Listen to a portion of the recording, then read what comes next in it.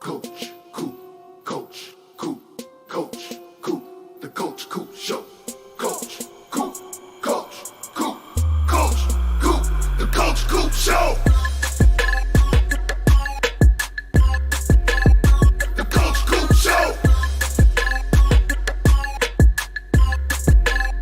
The Coach Coop Show.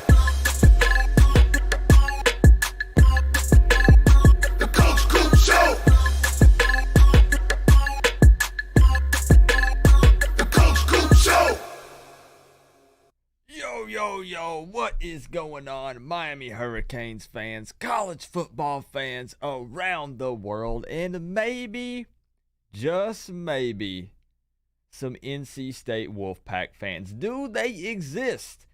I can confirm that yes, indeed they do, because there were at least 3 or 4 of them in the comment section on my preview video. But to be real with you, that's all I've seen. I've never met one in real life, in person, but I've seen a few of them on the internet. So what's going on? How you guys feeling tonight? I got to be real blunt and honest here. I'm gonna be straight up with y'all right out of the gate. I thought that the hype was at an all-time low for the Miami, North Carolina game, but we have reached a whole new level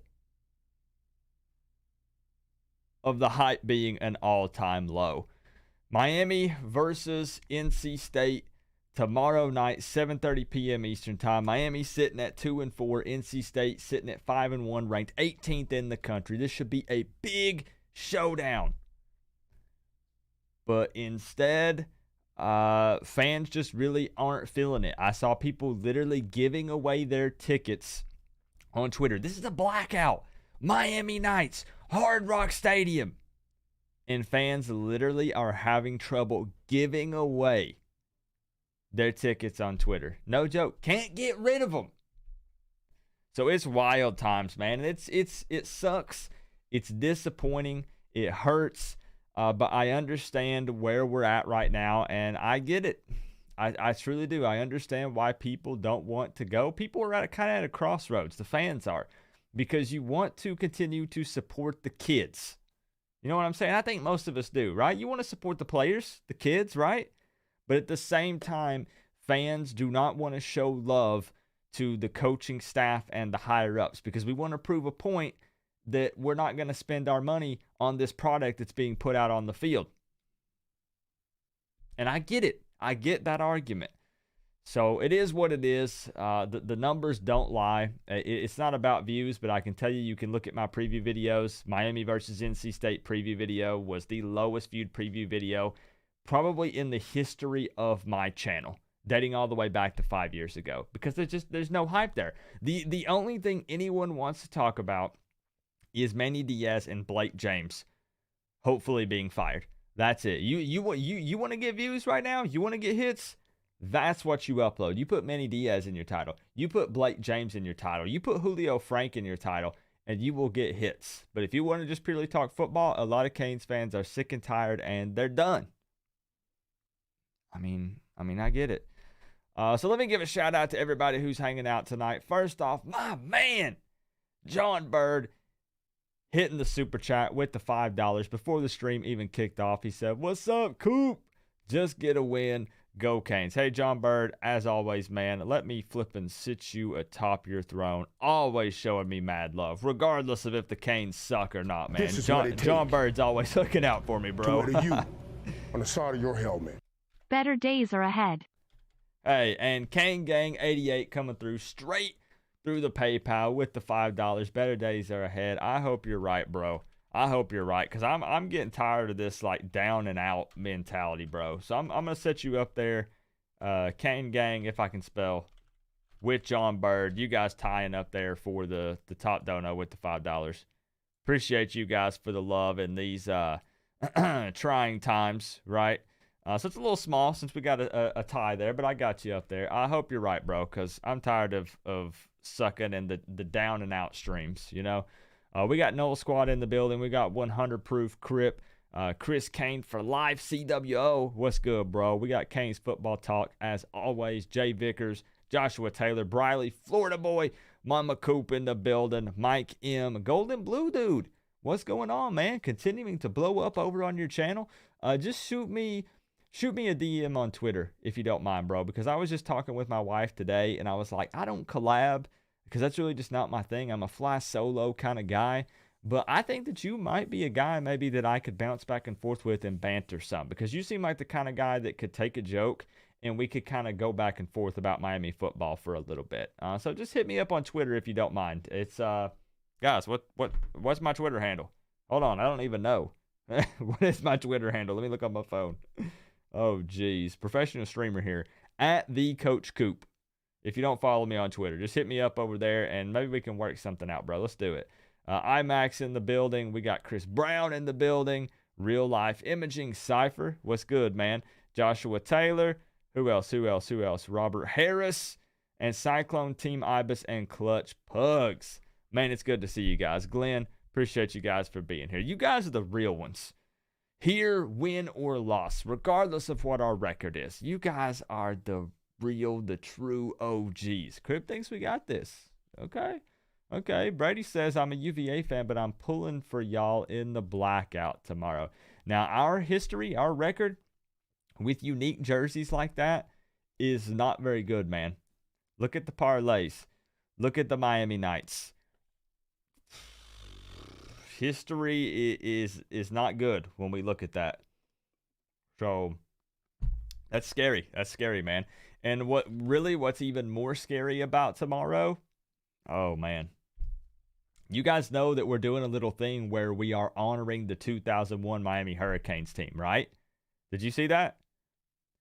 We are honoring the 2001 Miami Hurricanes football team tomorrow night during the Miami NC State game. Can you imagine? I know I'm being a negative Nancy here for a bit. If we come out and look flat and get steamrolled by NC State on a night where we are supposed to be honoring one of the greatest teams in college football history, we better not, bro. Every single player repping that orange and green, wearing that U on their chest, better leave it all on the field. Otherwise, it will be an absolute, complete, utter embarrassment to play like that, honoring that 2001 team. We better get the dub tomorrow if we're going to be doing that. And yeah, if you think about it, Miami's been planning this since probably last year, even the year before, because it marks the 20-year anniversary. It's 2021. Yes, it's been 20 years since we won a national championship. So it's been in the works for a while. We would have done it regardless if we had a winning record or a losing record right now. They've been planning on doing it. Mario, but that ship has sailed. What makes you say that, Andy? What makes you say that? We are going to talk about that, Joshua. We're going to talk about what Blake James said about Manny today in the Miami Herald article. We're going to talk about TVD being very cocky and extra confident in This is game. what it takes. So we're going to talk about it. We're going to talk about it tonight. On the side of your helmet. What's up, Coop? Hope the family is good. Hey, Nick Polly 48 coming through with the 5 as well. Let me sit you up there, bro. Thank you so much. We're doing good. We're doing good. The only thing I hate, man, is fall is actually arriving here in East Tennessee, so it's cold. I was freezing my booty off outside tonight, man. Very cold out there. Chris, can you imagine if we lose tomorrow night? Doing all these little events and saying that we're honoring the 2001 team and we lose? Bro, that just ain't going to fly. That ain't going to go down, bro. There we go. I got you up there, Nick. Thank you so much for the love, bro. I hope your family's been doing good, too. So let's just go ahead and get into it. Let me take you guys over. And didn't Knighton get a promotion? So I'm guessing you're referring to Knighton being RB number 1 with the Cameron Harris injury. Let me know if you're talking about something else, maybe that I missed, Cypher. But I'm excited for Jaylen Knighton to see snaps at that starting position, backed up by Cody Brown. I'm actually excited about that because I feel like you guys know I'm a huge fan of Rooster. I have been since before he even got to Miami, before he picked Miami. And I feel like that oh, that's not it? Okay. Well, let me know what you're talking about then. We're talking about Jaylen Knighton or a different Knighton? But he has the capability to turn nothing into something. So I'm a huge fan of him. And we are taking phone calls tonight as well. So, oh, no, that's it. I got you. You said that is it. Okay. So let's hop on over and do our quick little weather report and everything for the game as we wait for more people to pile in here. The topics are going to get a little juicy tonight, so be ready. Tomorrow, again, it is at Hard Rock Stadium. It is a night game. It is going to be on ESPN2, so I can hook you up for links if you guys need it. Looks like we should be clear as far as rain goes. We know last week in Chapel Hill it poured down rain before the game, so the field was nice and saturated and soaked and full of water.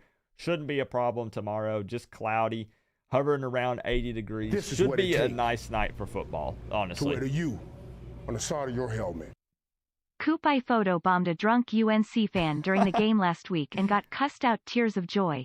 Safe to say he was still upset about the week before. Fair. Tally Noel 02. Bro, it's only a couple more weeks, man, till we're going to be facing off. I hope you're going to stick around, man, and talk that trash. Photobombing a drunk UNC fan. Thank you for the $5, man. I think we can both agree that we dislike North Carolina and their fans. Right, Tally Noel? We can at least agree on that right now. So it should be a nice night for football. We already know the combo, the all-black Miami Knights with a little bit of a twist. But does anybody actually really, truly care right now? Just be honest with me. Do we? Oh, man. Tough times, man. Let's take a look at Tyler Van Dyke and what he had to say about the NC State game. I'm going to go full screen here. This video is from Kane Sport, so please go follow them. Please do not copyright strike me. We're just going to watch a short little clip. You can watch the whole thing on their channel. I just want to see what TVD had to say about NC State because I heard that he's a little extra cocky and confident going into this matchup. So I want to hear what he has to say, and let's talk about it. 70, you know. We had 42, and we feel like we had a terrible day. So, yeah, once we get everything rolling in the first and second quarter, I mean, I don't think anybody can really stop us. So here we go. This should start the NC State talk. What are you most proud of in the areas you improved of from the Virginia and the North Carolina game? Okay, one more. Pocket presence, being smarter in certain type of situations. There's a couple times where I had to throw the ball away when there's like a free runner coming up at me, or getting the ball out quick when there's some pressure on my face. I think that was the biggest takeaway from the Virginia game to North Carolina game. You obviously seem confident in what's happened in the past. You feel confident going into this one. What do you see with NC State's defense? Do you feel like you have... So they're asking Tyler Van Dyke if he's confident going into this NC State game because statistically speaking, NC State has probably graded out as the #1 defense in the ACC, and we'll talk about some more. You know, let me just go ahead and say them. I'm looking at my piece of paper just to make sure I get this right. Graded out as the best defense in the ACC, third best, or actually, excuse me, the best third down defense in the country. #1, fifth best run blocking O-line in the country, fifth best points allowed against them per game in the country, and 11th best in rushing yards allowed against them per game in the country. Let's see what he has to say. One of those complete games with an offense? Yeah. NC State has a great defense. Whether they like top something in the country, top whatever. I mean, that doesn't matter. Still the same guys we played last year. We put up 44 points last year on them. They have a different type of wrinkles on the defense, but yeah, we feel really confident. I mean, if we just come out in the second half, both those games, you know, I don't think they can really stop us. So just gotta start there. The confidence.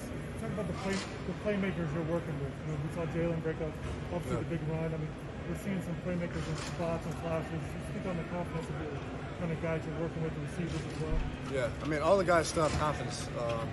We know we could be 4-2. You know, I mean, it's unfortunate the way those last two games ended or it started. So a lot of those guys have confidence. I just gotta get the ball in their hands, let them make the plays. So. How much is it going to help being at Hard Rock, or will it help at all? I mean, I don't think it really makes a difference. I mean, as you saw, we came out slow at Hard Rock and Keenan Memorial Stadium. So I mean, That's true. It's just the football field. We just got to go out there, let it rip, just go make plays. So. Last one for Tyler, if anyone has one. Yeah. I mean, we've not seen you this outspoken or confident, and I know maybe you're just in the roles you've been. Just kind of where is this kind of coming from? You've seen maybe a little extra motivated. So asking him where all the confidence is coming from, because we haven't seen this from TVD up to this point. So let's see what he has to say, and then we'll talk about it. Yeah, like I said before, our team has total confidence still, even though our record doesn't show it. We know we're a good team, but yeah, I mean, we could have won both those games, you know. So we're still gonna work hard. We're still gonna do what we have to do, and just be confident. Coach Diaz just told us to be confident, go out there, make plays, do what you do, and then the results will come. So. One last one from the season. Sorry, Tyler, I just wanted to know. Okay, so here's the thing, though. Here's what I want to talk about with the Tyler Van Dyke situation. And the reason why I wanted to address it is because I'm seeing it all over Twitter. I'm seeing, David, what's good? He come in and says, Coop. Plus, we got young Jedi Kane in the building. Now we got some people rolling in. It's really, truly a lose-lose situation for Tyler Van Dyke and with this confidence that he has. And I'll tell you why. Because wouldn't we typically like to hear that from our quarterback? Wouldn't you usually want that guy to be confident and a little bit cocky, especially if he's the quarterback for the Miami Hurricanes? We want that guy to have swag. We want that guy to be very vocal. That's typically what we want. The reason why it's a lose-lose is because Miami is down and out right now. So his cockiness and his confidence is mocked and made fun of. But at the same time, if he's quiet and says, you know what, I'm not real confident in my team, we're probably going to lose, then he gets backlash. If he steps up to the podium and he says, you know what, I think we're better than those guys, we're going to beat them, then he gets backlash. So it's truly a lose-lose situation for Tyler Van Dyke right there. Honestly, I'm okay with it. I like the smack talk. He knows that we're 2-4. It just is what it is. I actually like to see that from our quarterback. Now, people are saying they're using that as locker room material. Oh, NC State don't need no locker room material. They're 5-1. They're undefeated in the ACC. Their only loss is to Mississippi State. They know what they bring to the table, and they know what they're capable of. I already gave you the stats, what they rank statistically in third down defense, in rushing yards. They're very good. They're a very good football team. So I do think that I like seeing the confidence from Tyler Van Dyke. I truly believe that that's a good thing. How do you guys feel? Give me some feedback. Do you like seeing the confidence and cockiness from Tyler Van Dyke in the interviews? ROB, thank you for the sub, man. Appreciate that. Do you like seeing it or no? In this scenario. Let me see. Then he'd be called a quitter, not trying hard enough. Exactly. So, again, it's a lose-lose. What's he supposed to do? TVD looking like he's 40. Trey, you making fun of the hairline? Because, bro, I'm in the same boat, so I feel for TVD, man. I feel for him. Caden Kane, what's up? Inked Kane, I don't flipping know. We're about to talk about Susan Miller in T-2 minutes. No joke. Let's see. Nah, win or lose, you have to be confident to compete. I agree, Glenn. Young Jedi Kane says, I like TVD, have to have confidence, and we can only go up from here. Love it, Young Jedi Kane. Rick Flair says, I simply don't understand the cockiness. Hard Rock Stadium is never a home field advantage, which he did say that. He did say that. When they asked him about will it affect being in Hard Rock, he said, you saw us start slow in Hard Rock, and then you saw us also start slow in Keenan Memorial Stadium at Chapel Hill. So he did address that. He said the home field advantage for us is irrelevant. It doesn't matter. Just shut up and play exceptional. We're going to get smacked. I mean, and see, that's why I wanted to talk about it, Ric Flair. There's two sides of the coin, right? So I see your argument as well. All About the U1 says yes. Nick, yes. Canes for Life, yes. Robert, yes. Briley says, should say something like we are focused on ourselves. We know what we're capable of, and we just need to show it on the field and prove everybody who doubted us wrong. And like I said, Briley, I see both sides of it. I truly do. Think you could have worded it differently? Fair, Joshua. Fair, man. Many turns us diehard fans into casual fans. If we stay diehard fans, we all diehards will be in AA meetings. You ain't wrong, bro. You ain't wrong. He confident, but you have to back it up with your play. True, Aaron. True. I agree. So let's move on and talk about this article from Susan Miller that came out this afternoon. You guys, can I get a show of hands? Who knows who Susan Miller is? Anyone? I believe that many of us are very, very aware of Susan Miller and her fantastic questions that she brings up in each and every interview, and all of the hard work and dedication that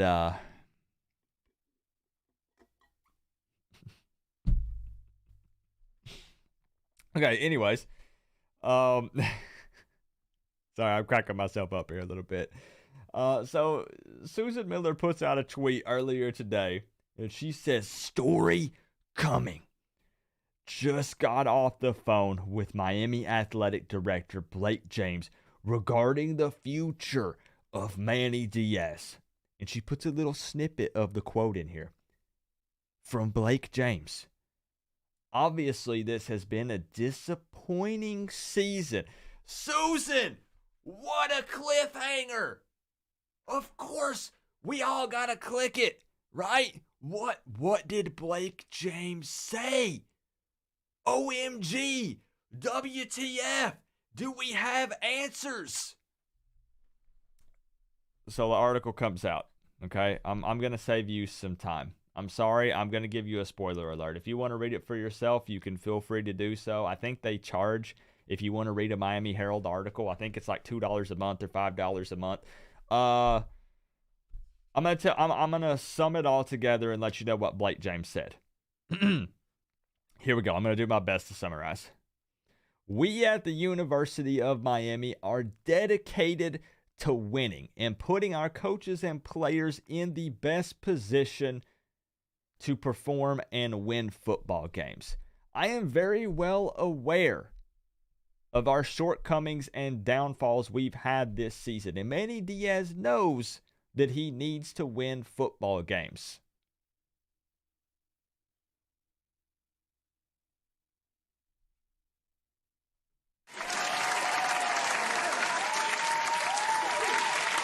Is that you? Is that you guys clapping? Because that wasn't me clapping. I didn't clap at all because you know what? It was absolutely as vague as possible, and it was exactly the kind of response that I would expect. Now, I'm not blaming all this on Susan because Susan did actually get Blake James to speak with her, and Blake James has been declining to comment or interview with any of the big Miami Hurricanes news outlets. He doesn't want to talk to them. The only people that Blake James wants to talk to is ACC Network because they ask the soft questions. Nobody wants to hit him with the hard ones, the tough ones. I will say, hey, listen, I was just laughing at Susan. But Susan was a little blunt, and she said, what's Manny Diaz's future right now? But Blake James is the one who continues to be that athletic director that beats around the bush and will not give a straight answer. But what else do we expect at this point? We know the type of athletic director that he is. We know the political mumbo-jumbo, vague nonsense that spews out of his mouth. Oh, hold up. I'm getting a little too heated. Give me a second.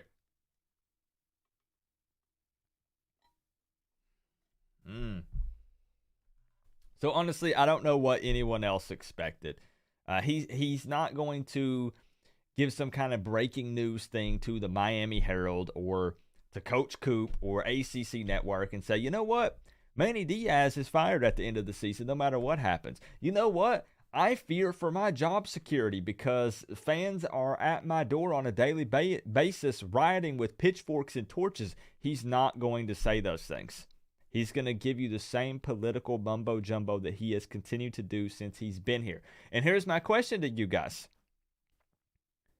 Is there an athletic director out there? Does this exist in 2021? An athletic director who is no nonsense, straight up, no BS, no sugarcoating, no political vague answers. Does that exist in 2021? Or are we in an era, in a time, where you must sugarcoat everything, otherwise you'll hurt someone's feelings and get canceled? I hate to bring in these types of conversations. But is there an athletic director that can bring us that? Is there? I'm waiting. I'm not even looking for names. You could just give me a yes or no. Is it possible to be straight up in 2021, in 2022? Is it possible to not sugarcoat everything because somebody's going to cry, because somebody's going to complain? Is it possible to find that in this day and age? Because I feel like I see that from a lot of people in that position. It's not just Blake James.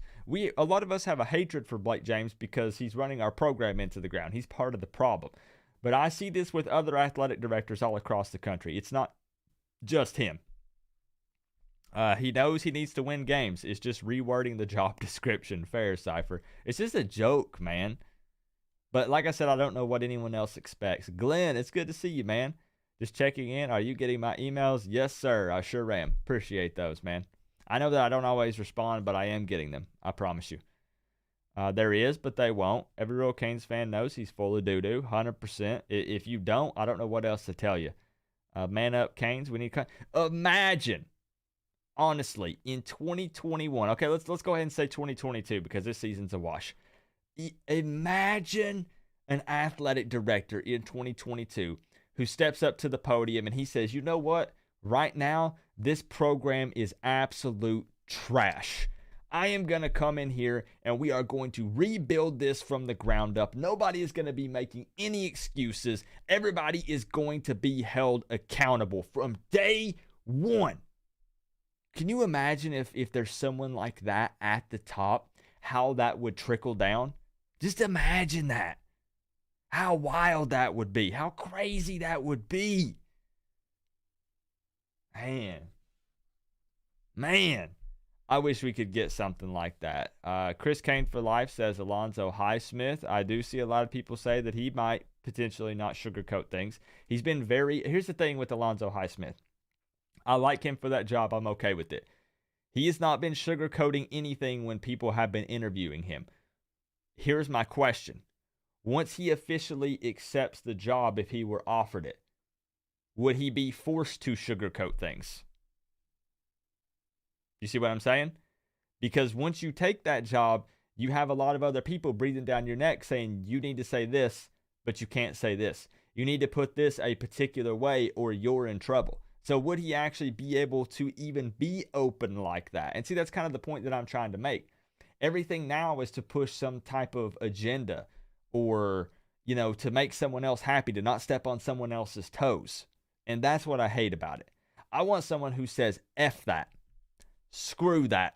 I don't care. Now, how long would they survive? I don't know. But Canes fans, I think, would riot if we had a guy come in there and his first press conference was, I am no BS. We ain't taking nothing from nobody. And then the University of Miami said, well, we're firing him because that was too lit of a press conference. I think that the majority of Miami fans would show up with torches and pitchforks at the University of Miami and we would riot. What do you think? Okay, I got to back up a little bit. Hold up. I need to roll it back a little bit. This might have to be a whole nother stream in and of itself on its own. You don't think Alonzo's talking any BS? Man, bro, I got to see it once he'd get hired in, though. Let's see. Breaking, Manny Diaz uses App State beating Coastal Carolina to show the team has bought in, and Blake will back him up and say, we are one step closer to building champions at the U. All about the U83. You know what? That sounds so much like Blake James. It's not even funny. Those literally, I can picture his face with those words coming out of his mouth right now. The microphone's right there in his face, and he's like, we are one step closer to building champions at the U. 100% I could see that. How are you tonight, man? I've been ranting for the past 10 or 15 minutes. But I'm going to have to slow down. I'm going to have to stop myself here. How about the U83 says, we could be 1-5. Oh, man. I love it, man. I love it. What's good, Jay? But yeah, man, he gets flack for sugarcoating. They all sugarcoat it. But like I said, it's not just us. It happens to teams all across the country. I just wish we could find someone who doesn't care about how the media is going to spin their response or what the higher-ups say. It was just a full staff of no nonsense, full accountability, no BS coaching staff, all the way from top to bottom. That's what I want. That's what I would love to see. That's what would bring us back. But it's tough in today's times to find that because we live in a day and age where people get butthurt and there's a cancel culture and you truly cannot be like that. You can't. So anyways, let's move on and talk about something else. So that was the Susan Miller article. I was giving a spoiler all about the U83. I know that you saw my post on Twitter. I went ahead and spoiled it for everybody so they didn't read it and waste their time with it. I have to watch or they might come for me for spoiling everything. So another big topic is the fact that Avonte Williams is back. And people really feel like that he could have an immediate impact on the game. But here's my response to that. I think that Avonte Williams sees very limited snaps. Manny has already been open about it and said, you're going to see Avonte Williams on Saturday. 100%. But more than likely, it's going to be on special teams. He has very limited playtime at the college level, so I don't think that Manny would pull the trigger and actually put Avonte Williams in there very often, which is kind of a shame in a way. It's a double-edged sword because we've been very disappointed with Gervin Hall and Bubba Bolden. Super disappointed. And I know that it was also interesting to hear Bubba Bolden be very cocky in the press conferences, talking about teams game planning around him and stuff. And I'm a huge fan of Bubba Bolden. I interviewed him on this channel. He's a cool dude. But at the end of the day, I'm one of those guys that is willing to set all that stuff aside, friendships, emotion, any of that stuff, because winning is the most important thing at the end of the day. I'm sorry. It is what it is. If you want to be great, if you want to be back, winning is what's most important. So I'm not worried about people being butthurt, guys getting upset and mad at me. I interviewed him. He's a cool dude, but he's been underperforming all season long. And if he truly is, if what people are saying is true and he's trying to save himself for the NFL because he's trying to avoid injury, bro, you ain't making no plays. So what are you saving yourself for? It sure as heck isn't NFL football. You're saving yourself for... Maybe I shouldn't have went live tonight. 24/7 Canes, what's good, bro? We are gonna open. Okay, thank you, Bradley. Keep track of that because we're only at 2. It's very early tonight. We're only at 2. We got a long way to go, so that counter should go up. Young Jedi Kane, maybe that's what it is. Maybe it went straight to his brain. I don't know. But he's been underperforming big time. So the big, huge questions, of course, for tomorrow. There's more than just a handful, but some of the big ones that stand out to me is, can we start fast? Obviously, offensively, we're not putting up a lot of points in the first quarter or second quarter of ball games. We got to start out fast against NC State. Will TVD look good early? Will he back up that cockiness and that smack talk? And Knighton is now running back number 1 with Cameron Harris being out for the season. Can he have an immediate impact on this game? I actually think so. Knighton makes this O-line look a little bit better than they actually are. So I'll get into my score prediction, and then I want to show you what's at stake tomorrow, and then we're going to open up the phone line. So you guys can call in tonight. We can talk about the Blake James interview. We can talk about the NC State game. We can talk about whatever the heck you guys want to talk about. I'm just thankful that with the hype being at an all-time low for this game, that some of you guys are still hanging out and willing to talk Miami Hurricanes football. So my score prediction for the game, if you missed my preview video, is a Miami Hurricanes L. Now, the offense has shown that they can produce some points in the second half of ball games, so I do think that we can score against this pretty tough NC State defense. However, I just do not think that we can pull it out in the end. Yes, Miami Knights, blackout. Night game at Hard Rock Stadium, at home, on our turf, honoring the 2001 Miami Hurricanes football team. Even with all of that, I still believe that we take an L tomorrow night. And I did make a little bet in this game that if the Miami Hurricanes magically find a way to get the dub tomorrow, I will actually give away one of my prized possessions, an OG Charizard Pokemon card. Now, if you guys, I noticed in my preview video, a lot of people said Coop. I don't even know what that is. Why would I want that? If you don't know what it is, then just ask somebody in the chat. Just ask somebody. You win it for free. I'm literally just going to give it away in the stream. So if you're hanging out in the live hangout for the Miami NC State game, I'll be live during the game tomorrow night. You will want to be here, especially if Miami wins, because I'll give this bad boy away to somebody. So that's what's at stake. Also, before I open up the phone line, I would like to give a quick shout out. I did this in my preview video, but I actually want to do it live as well. I want to give a shout out to all of the Canes fam members on my channel. These people that you see on your screen right now. Can I make it bigger? There we go. All these people that you see on your screen right now are Canes fan members. It's people like A. Burgos who have a U beside their name. Their name is in green. It's people like Jorn that are in here. Who else? I saw some more Canes fan members in here. Nick Polly 48. Thank you guys. Each and every one of you showing me love. This continues to help the channel grow. It helps me purchase new equipment. It helps me upgrade everything. And I just wanted to show everybody some serious love for everything that they've done for me over these past 5 years. So thank you guys so much for all that. I just wanted to give a personal shout out live on stream. And then we'll take a quick look. One more transition. Of course, the ESPN matchup predictor has us very tight game. Might as well be 50-50 according to them.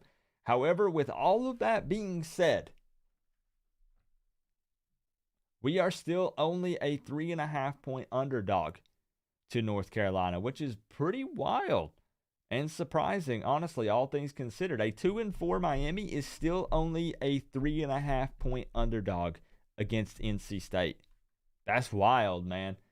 And then why did I have this pulled up? I think I just wanted to talk about how accurate Devin Leary has been, completing nearly 70% of his passes in conference games. Over 1,500 yards, 15 touchdowns with 2 interceptions. 2 picks. We threw 3 picks last week. We threw more picks in one game than Devin Leary has thrown in 2021. All right, but anyways, is Coop done venting yet? Is my rant, is my vent stuff over? Like, I think I'm through it. Coop, I wouldn't do that. That card is worth some real money, bro. Can't find one anywhere. Hey, Chris knows what it's all about. Chris knows how important this thing is. But here's the deal. It's because I don't think Miami could win. I'm just being honest. So I feel like this card is safe. And I hate to be that person. And honestly, like I said, people are going to be like, well, Coop, but you want Miami to win, right? Yeah, I do. Of course I do. But I just don't think that Miami can do it. I don't think we can pull it out. So that's why I'm putting this Charizard card on the line if they do win. But you'll have to be in the stream. You will have to be in the live hangout tomorrow night if you want an opportunity to win it. Obviously, I only have one, so I can only give it to one of you. But you'll have to be in the stream to actually win it. So let me get the phone lines opened up. The contest is still live, guys. So you can win $200 cash to your PayPal, Cash App, Venmo. I'll purchase a private jet and fly out to your house and hand it to you in person. Basically, all of those are real except for the last one. And all you have to do is predict the exact score to this game, the ending. And you win $200 cash. So let me get the phone line opened up, get you guys in here. And then we'll talk. Like I said, we can talk about the Miami NC State game. I keep wanting to say North Carolina. We can talk about the NC State game, or we can talk about Manny Diaz and Blake James. Whatever the heck you guys want to talk about. It don't matter. But let me get it opened up. We're ringing already. Here we go, baby. Wasted no time. I like it. Yo, yo, yo. It looks like we have Rob on the line. What's up, man? Yo, what's good, bro? How you been? I'm pretty good, man. I'm kind of, I said this earlier in the stream, but I kind of hate it. It's like 40 degrees outside right now, and I hate the cold, bro. Hate it. So, but first off, I just got to ask. Crazy over here too. It's been getting cold. Where is it you live? What state? Alabama. Alabama. Okay, man, that must be tough. Yeah, it is, especially down here. Literally all that I see is Auburn and Alabama fans. Ugh. And it's just lonely down here being literally one of the only select few Miami fans down here.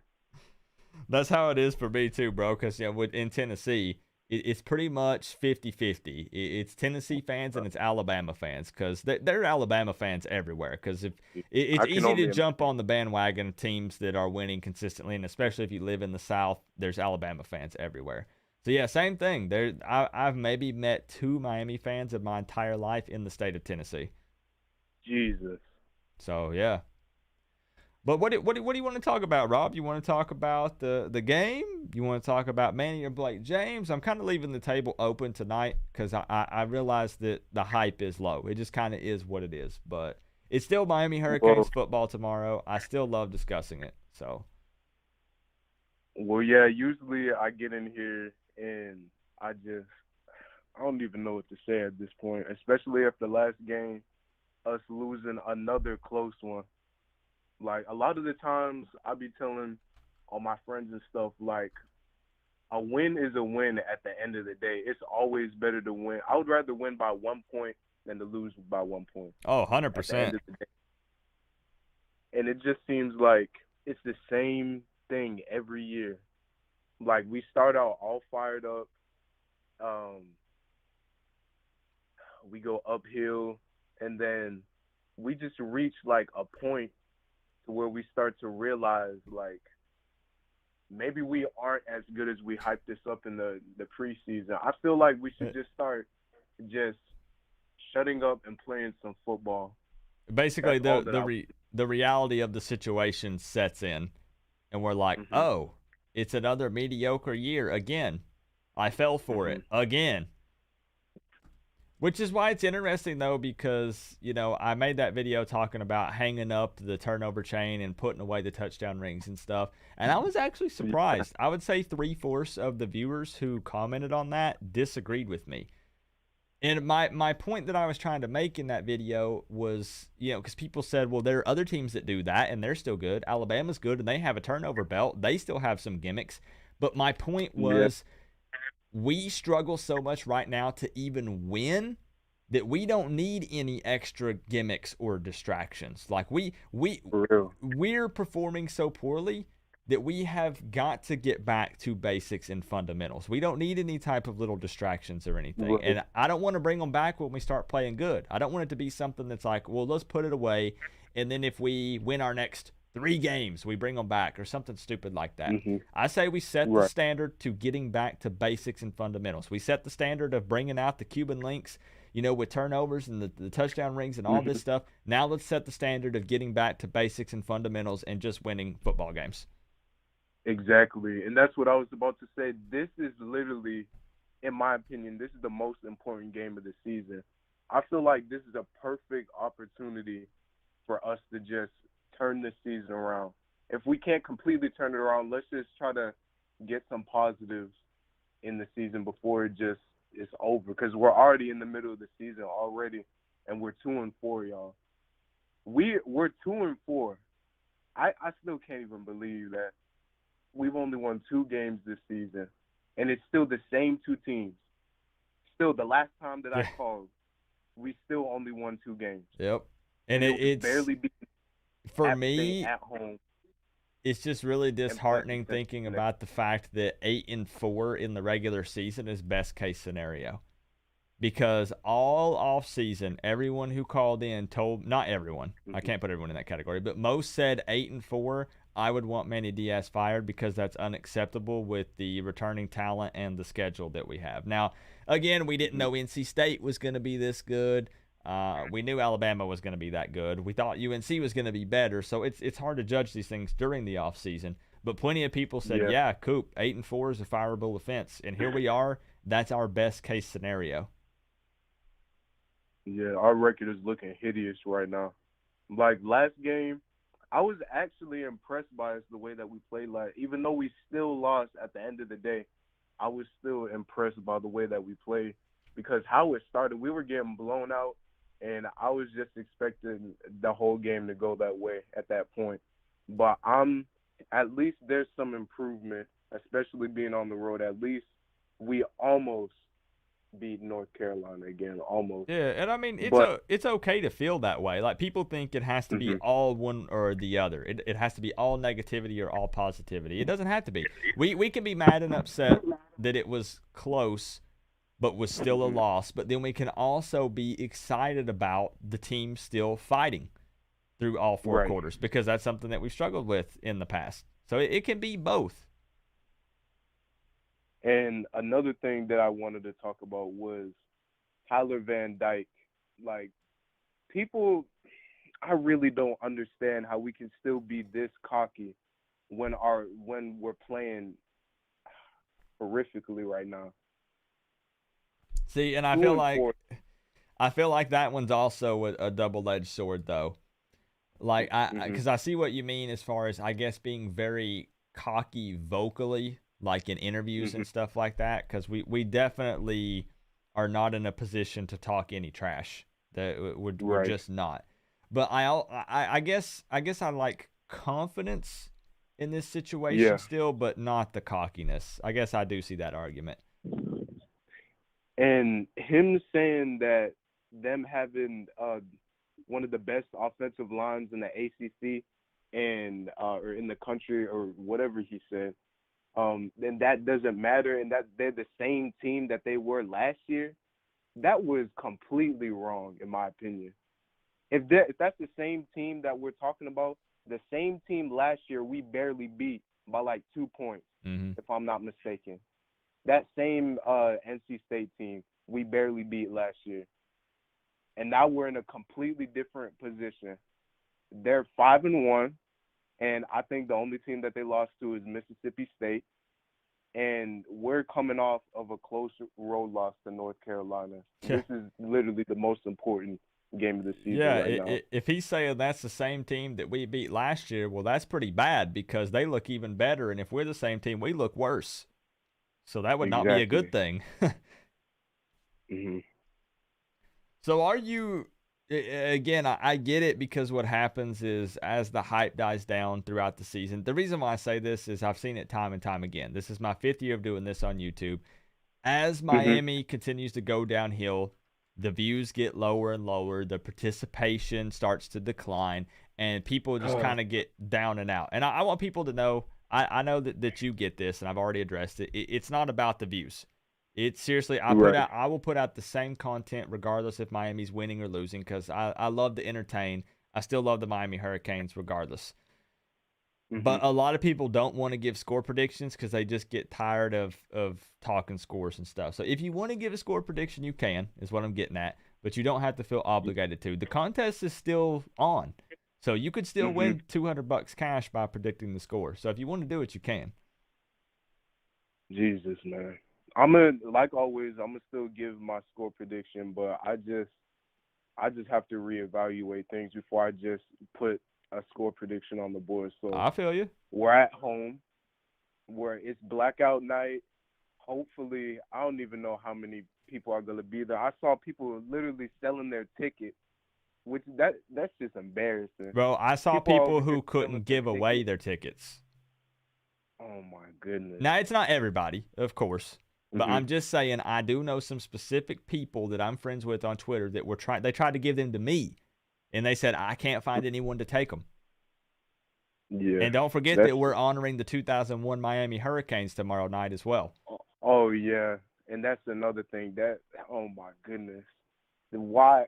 Oh, my. I didn't want us to do that, because if we come in here honoring literally our best team of all time, and we get blown out at home by NC State, do you know how horrible that's going to look? Yeah, that's going to be a real bad look. Jesus, man. But it's a blackout night. It's a home game, but still, home field for us this season, it really doesn't matter at this point. I just want us to win. But for the first time me calling, I'm saying that we're going to lose 35-14. Ooh, okay. All right. And I'm saying that because hopefully they prove me wrong and we can actually get it done tomorrow night. So I got us losing 35-14. And to be fair, for anyone who wants to fire back at your score prediction, it's hard to argue against it, right? I mean, when we talk about the numbers statistically, when you look at NC State and what they've accomplished on the defensive side of the ball this season, it is hard to argue for more than 14 points for Miami. You're right. So it kind of is what it is. It's like you said. It's like a lot of other people are saying in the chat, and I'm saying the same thing because I predicted the Miami Hurricanes loss. They have to prove me wrong at this point because close isn't enough. It's still a loss. It really isn't. And people are saying now at this point of the season, I almost forgot to mention this. People are literally gonna be happy with us just beating Florida State out of the rest of the games of the season, which I couldn't believe whenever I saw that. People really are actually this down bad to the point where we're gonna go crazy and we're gonna be just satisfied with the season if we beat FSU. Now that was crazy whenever I saw people saying that. Yep, and you saw them. They were saying it in my chat. I had people last week right after we lost to UNC, and they weren't trying to be funny. They said, Coop, as long as we beat FSU, I'll be happy. And I stopped everything. I was like, you're making like a joke, right? Like you're trying to be sarcastic and funny. And they said, no, for real. Like, I just want to beat FSU, and we're good. And I was like, is that, have we fallen that far? Is that literally where we're at as a fan base? That we're just like, hey, our in-state rivals, bro, let's take them out. Let's call it a day. Like, no. Are you serious? Sad. So this is sad, y'all. Something's got to change. We're literally at an all-time low this season. I really hope that they prove me wrong. I hope so. All right, Rob, I got you down, entered into the contest, 35-14, NC State victory, but hoping that the Canes prove the world wrong. Thank you so much for calling in tonight, Rob. And if you win, I'll text you on Sunday, and I'll get you the money. Okay, bro. I appreciate it. Y'all have a blessed night. All right, thanks for calling in, man. No problem. All right, bye-bye. All right, guys, phone line is still open. Still open. If you want to call in, discuss the game, you can still win $200 cash if you predict the correct score. I realize that it's hard to do, but hey, $200 is $200. You take 2 minutes out of your night, you call in, you predict the score. Simple as that. What's good, Nick Polly? It's good to see you, man. Nick Winfrey, good to see you as well. James, appreciate you guys for being here. Okay, so I'm waiting. Phone line is open back up. Give me a call. Chris Kane for Life says 42-21 NC State. Is anybody predicting a Miami Hurricanes victory? Is there anybody here that's predicting a Canes victory? I'm just curious. You don't even have to tell me your score prediction yet if you want to save it. Is anybody here? Please, just let me know. Nick Polly says 48-17 Miami. Don't ask why. I already know. It doesn't seem like it makes any sense. Nick, hey, bro, listen. I am not going to question your score prediction, and I'll tell you why. That would be, just like I said against North Carolina. It didn't happen, but I'm saying that would be a Miami Hurricanes thing to do. We would come out, we're down and out, we're 2-4, nobody expects us to win, and we would. We would find a way to beat the number 18th ranked team in the country. That's exactly what we would flip and do. When we're in a position to where really, truly, it doesn't matter necessarily. It does, but it doesn't. We want to win. But it's too little too late. You know what I'm saying? So A. Burgos says 31-17 Canes. Joe says, unlike you, yeah, I do. Miami will show up. NC State is still Okay, hey, bro, I respect it. I respect it, man. Trap game for NC State. It could be. It could be, man. Miami Knights honoring the 2001 Miami Hurricanes team. It could be. Maybe these guys get fired up and play with passion and fire. Young guys getting more snaps. They're competitive. They're playing all 4 quarters. Maybe it all comes together tomorrow night. It is possible. I'm not trying to be funny or sarcastic. It could truly happen. I will have a smile on my face if it does. I will be happy because I feel like that personally at this point, if we go out and win 2 or 3 more games this season, that's still not enough to take the heat off of Blake James or Manny Diaz. I don't think it is. For people who want us to tank because they think that it'll get one of those 2 fired or more, it might make it look worse for them. I get it. I understand. But again, best case scenario, 8-4 regular season is still not enough, I think, for most fans. So I think the heat continues. I think it gets hotter. James says Rooster is going to run for over 150 yards. James, I would love it, bro. Rooster is my man. He's that dude. So I would love to see it. Let's see. The only Noel fan on your side says 28-21 Miami. Okay. All right. Y'all should have kept Tate Martell and actually developed him. Your coach was a fool to have a QB1 dude play receiver. It deterred recruits from playing under him. What a moron. Now, here's the deal. I just don't think Tate Martell was a good fit. You can have someone who is a baller, who is competitive and a playmaker, but sometimes they don't fit. You can take a guy who is an excellent football player, one of the best in the country in high school. I'm not referring to Tate Martell. I'm talking about just in general. Bring them in, and if it just doesn't work, if it just ain't there, they can look like doo-doo. Fired up like Charizard. Man, I don't want to say goodbye to this thing, but if I have to, I will. I'll do what I have to do. You think we go 6-6 and make a bowl game? How would that make you feel?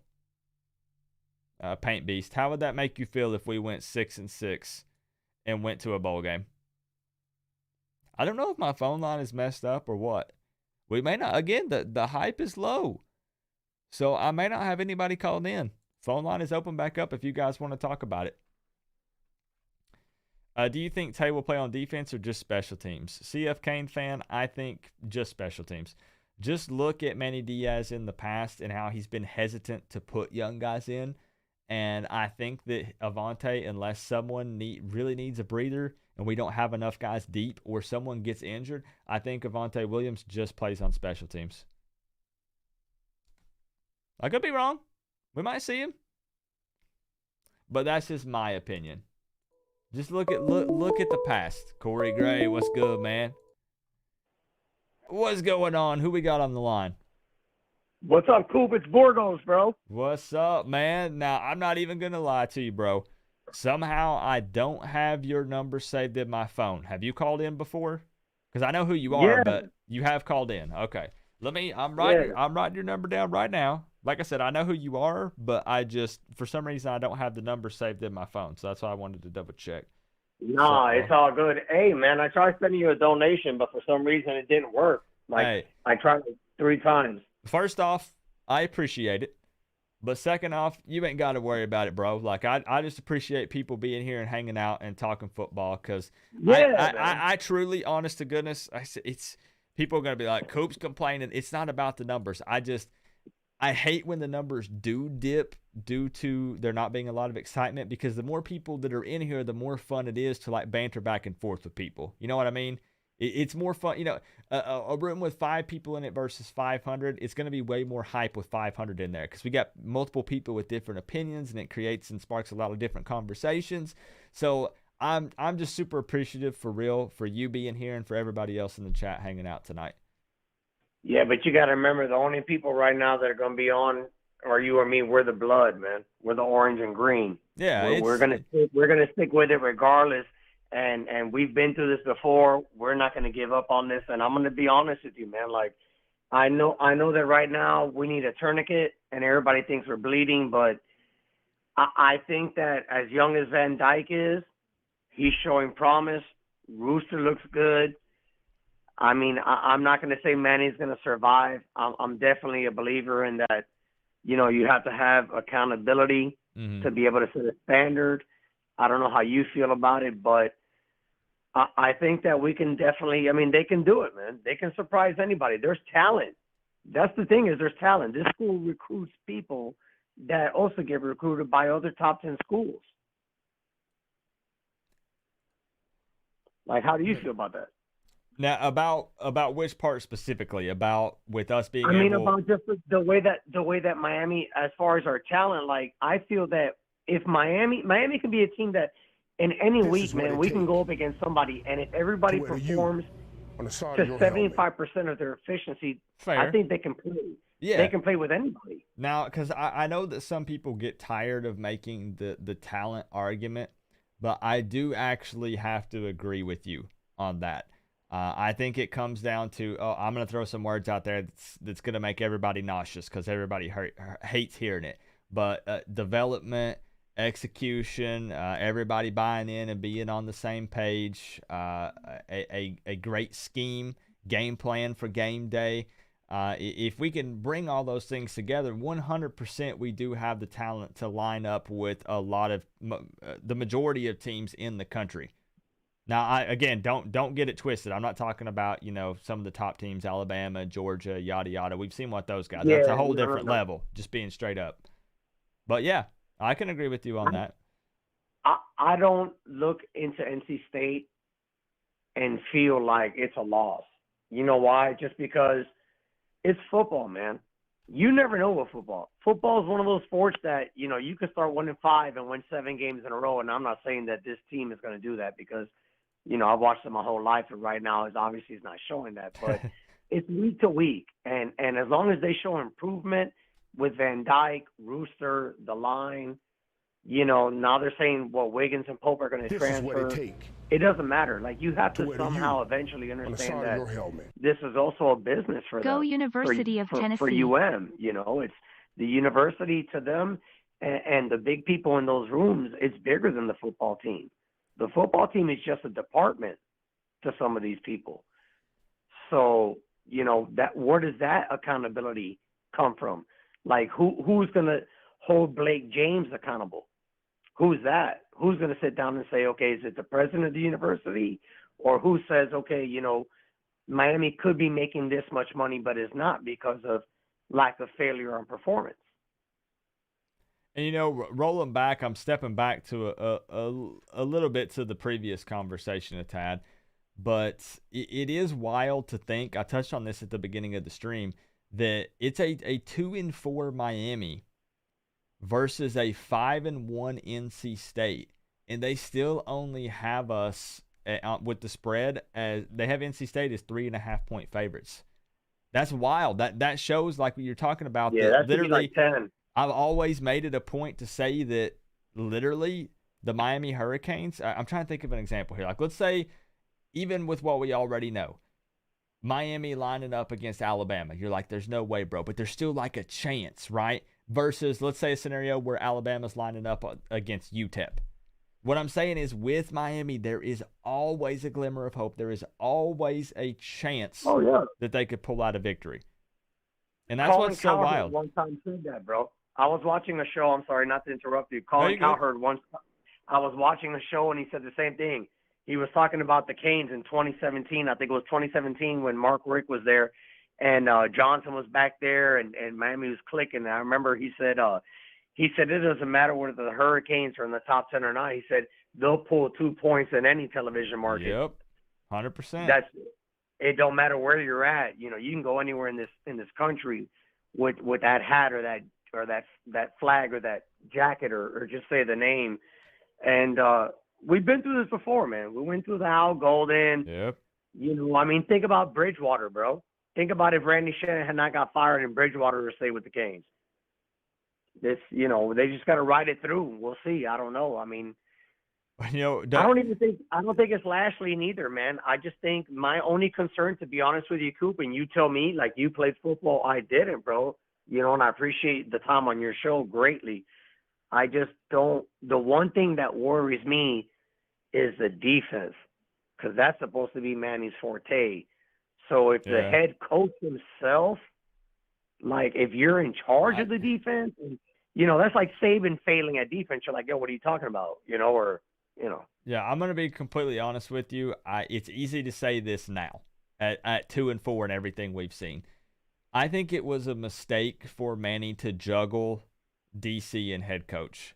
I think that he should have brought in a different dedicated defensive coordinator and him focus on running the show at head coach and being the face and everything and bringing in somebody else. And if talking about the Rhett Lashley argument as well, because a lot of people are talking about, hey, can't Rhett Lashley too? Like, we were excited about him, but, the play calling's vanilla and it's just not that great. We don't like it. The thing is, what's interesting to me is, and I want you and everybody else in the chat to answer this possibly. Is it possible that Rhett Lashley somewhere else could be very successful and be a great OC? Is it that it just doesn't fit here with our talent and with the type of players that we have? Because I feel like it's something you have to look at all sides of it. Because sometimes you bring in a guy who could be a great, we're talking about offense specifically, a great OC, but maybe it just doesn't fit here. Maybe somewhere else. But maybe it just doesn't work here. There's so many variables. Like, you could really break it down and get deep into it if you wanted to. Yeah, I mean, you could even go into just the way that the OC calls depending on the line. Yeah. Depending on the OC could depend on the line. If your line is weak, then every play call that has to be called is already been scripted within a 2-second throw or, and those are things too. Like, we all know that he likes to play fast. And fast is good if you get somebody on their heels. But fast is not good when you're not executing. Because then when you're not executing, fast works against you. Because now you can't even get set. And we've seen that before. I don't even think it's that. I mean, like last year they had good success, with King. And, I mean, we put points up last year. And I don't know what happened this year as far as so far, like why they just look so uncoordinated. But I just have, I have to say it, like, honestly, as a Canes diehard fan, like, if the head coach, like you said, if the head coach is defensive coordinator, you felt he should have given that up to somebody, what was his name? Blake Baker. He got ran out. Yeah. You can't regress in your position as a head coach, as a leader. That's one thing I do believe in football and any aspect of professionalism. If you're going to have a forte, you have to at least be good at that forte. So if you're going to be good at offense, that means you got to be able to score 30 points a game and let people beat you 41-30. Mm-hmm. At least you're putting up 30 points a game. Right. If you're going to be defensive, that means that you need to be losing 17-12, 10-7. Like, at least telling people we just need to put points on the board. Where right now, it just seems like it's gotten out of control. And to tell you the truth, I saw your video the other day and you were talking about it, and I have to agree with you, bro. And I hope that the Canes families, agree too that. I kind of feel bad for Manny, man, because he hasn't been hesitant on making changes. I know, man. I'm honestly glad you brought that up on my stream because I received a lot of backlash for that video. Number one, because listen, I'll tell you.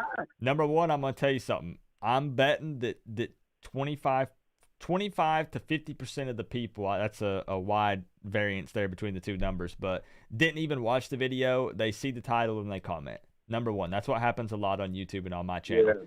But number two, like you said, I feel bad for him personally, just not professionally, because literally my argument in the Al Golden days was no changes. My argument with Mark Richt was no changes. And literally Manny has. People can't deny it. Literally, he has made big-time changes each and every year. He's tried to surround himself with a group of guys that he feels like can put us in the best position to win games. It just hasn't worked out. So, and that's why I made the point that I think that he should be fired, but not for lack of trying. Is the way that I've been putting it. I'm not saying, see, guys are saying no pity. I'm not saying, not on a professional level. You have to win. His job is head coach. He has to run this football team. We have to win football games. If you don't, you're not doing enough. You're not getting it done. So I don't pity him. I don't feel sorry for him professionally. I'm just saying that on a personal level, as a person, one-on-one, Manny tried. That's all I'm saying. He tried. Is trying enough? It's not. No, you have to win at the end of the day. There you go. Add that 3. Who was keeping count of my at the end of the days? Add a third one on there. Yeah. And that's the thing that we have to understand is no matter what happens with the season, I think that the fan base, I think it's our responsibility, and people would probably be listening to me saying, like, what do you mean our responsibility? But as the fan base, if this is not working out, it's our responsibility to put pressure on them. Use your phones. Everybody's on their phones, right? Use social media. And use your honestly, phone. Use the outlets. Put pressure on them. Let them know that, hey, we don't want to lose. We support the program. Do what you got to do. Pay the money. Figure it out, man. It's Miami. And honestly, what's wild is in today's times, I actually truly feel like that does have a big impact. The continuous tags and negativity on social media, on Twitter and Facebook and all that stuff. And I told you, when I interviewed Bubba Bolden, I asked him off camera, off the record, if they see this kind of stuff. And he said, oh, yeah, we're all, there's no denying it. These guys are 18 to 21, 22 years old. They're on YouTube. They're on Facebook. They're on Twitter. They see it. The coaches see some of this stuff. The higher-ups do see it. They do feel the pressure from that. And especially when it gets to a point to where fans were so vocal and active on social media that it got ESPN doing a whole segment about it. So it does work. It does get attention, especially in today's times where the world revolves around social media and all that stuff. Coop, we don't need to hear no more, this is wrong. We need to hear, what are we going to do to try to push something to change? Yep. And I'm right there with you. We need to figure it out. If we're fans and we're diehard orange and green, and we want these people to remember us and this program and let everybody know, what it is for the Canes. I mean, don't forget that our culture was taken from us by that 4-letter word. So, they just need to go ahead and let's do it, man. They need to get some wins. Let's put it up. If Manny's responsible, he's got to go. Blake James, whatever it is. Yeah, use an outlet. Fans, use the outlet. Use your phones. Use the media. Use the show, I like what Dr. Pendyke said. Let me find it. He said, Blake James says everyone is being evaluated. I suggest he start. He said, I suggest he start by looking in the mirror. Yeah, what about him? Who's evaluating him? Because, if you've had 4 coaches in a row and they're not performing, eventually somebody has to be able to turn that hand around on that desk and point it at you, right? Yep. That's especially Miami, man. It's Miami, bro. It's Coral Gables, man.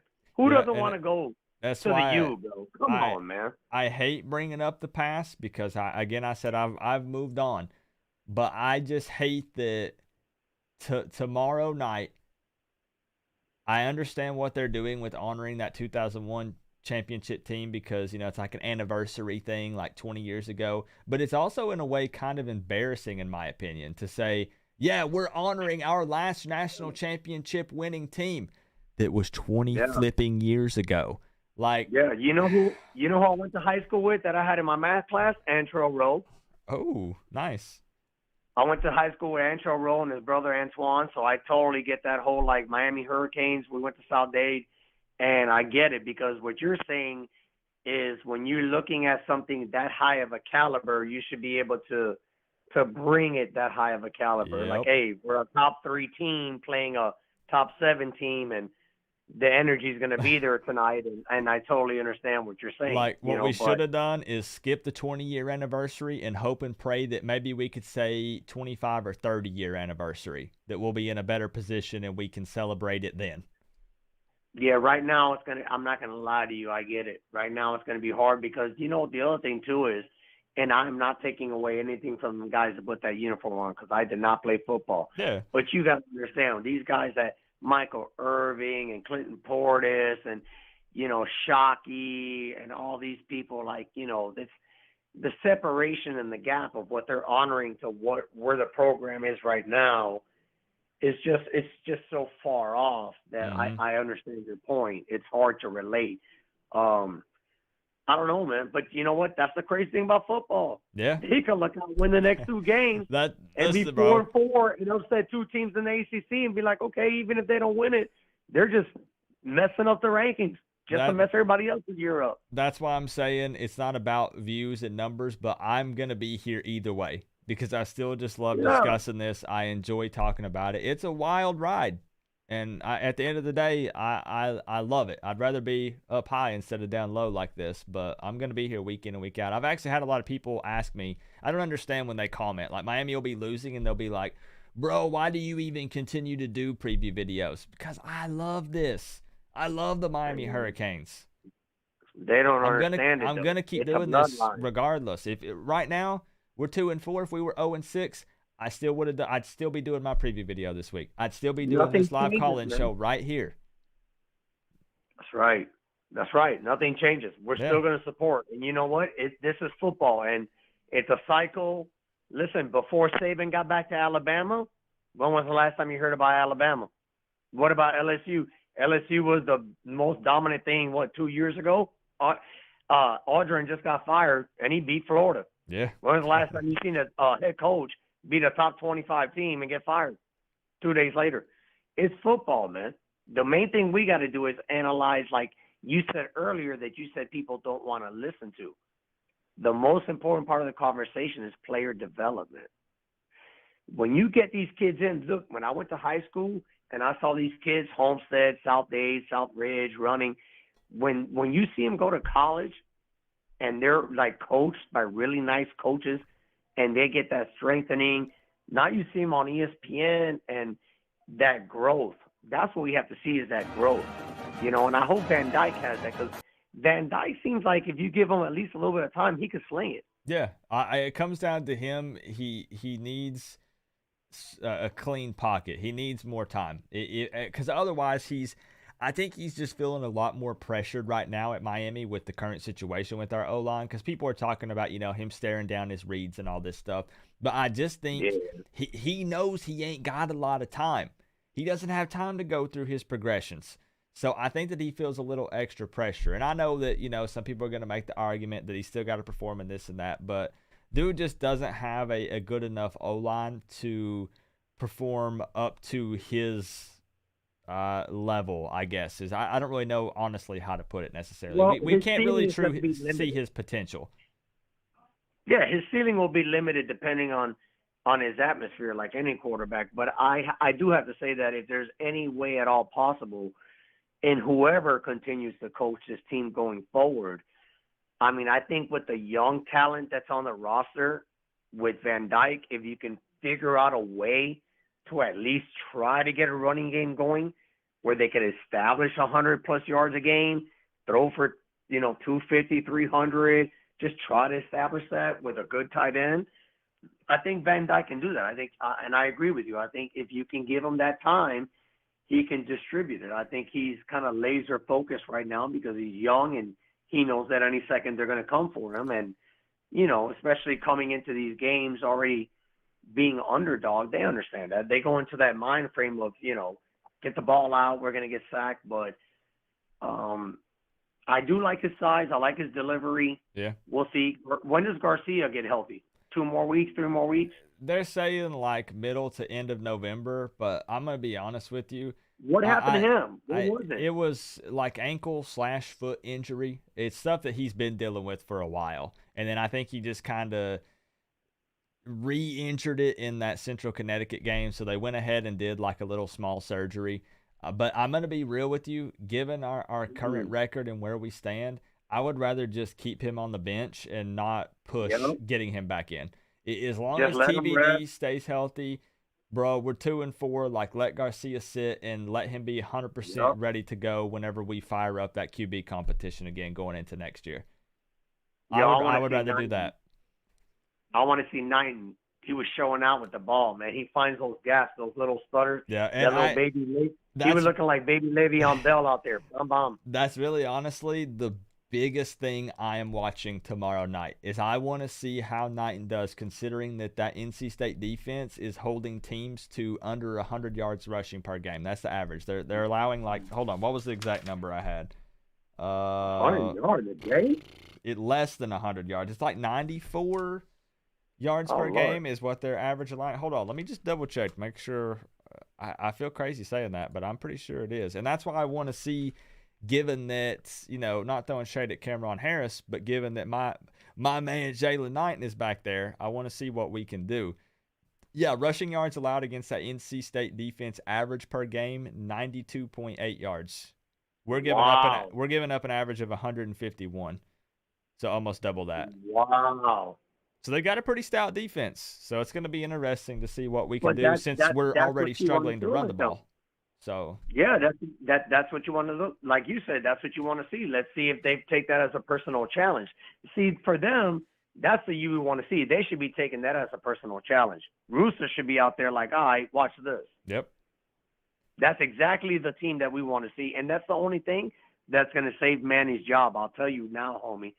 The only thing that's going to save Manny for the end of the year is some type of crazy run with a bowl game victory, because I understand that the U doesn't get a lot of the money that other programs do. I'm not blind to that.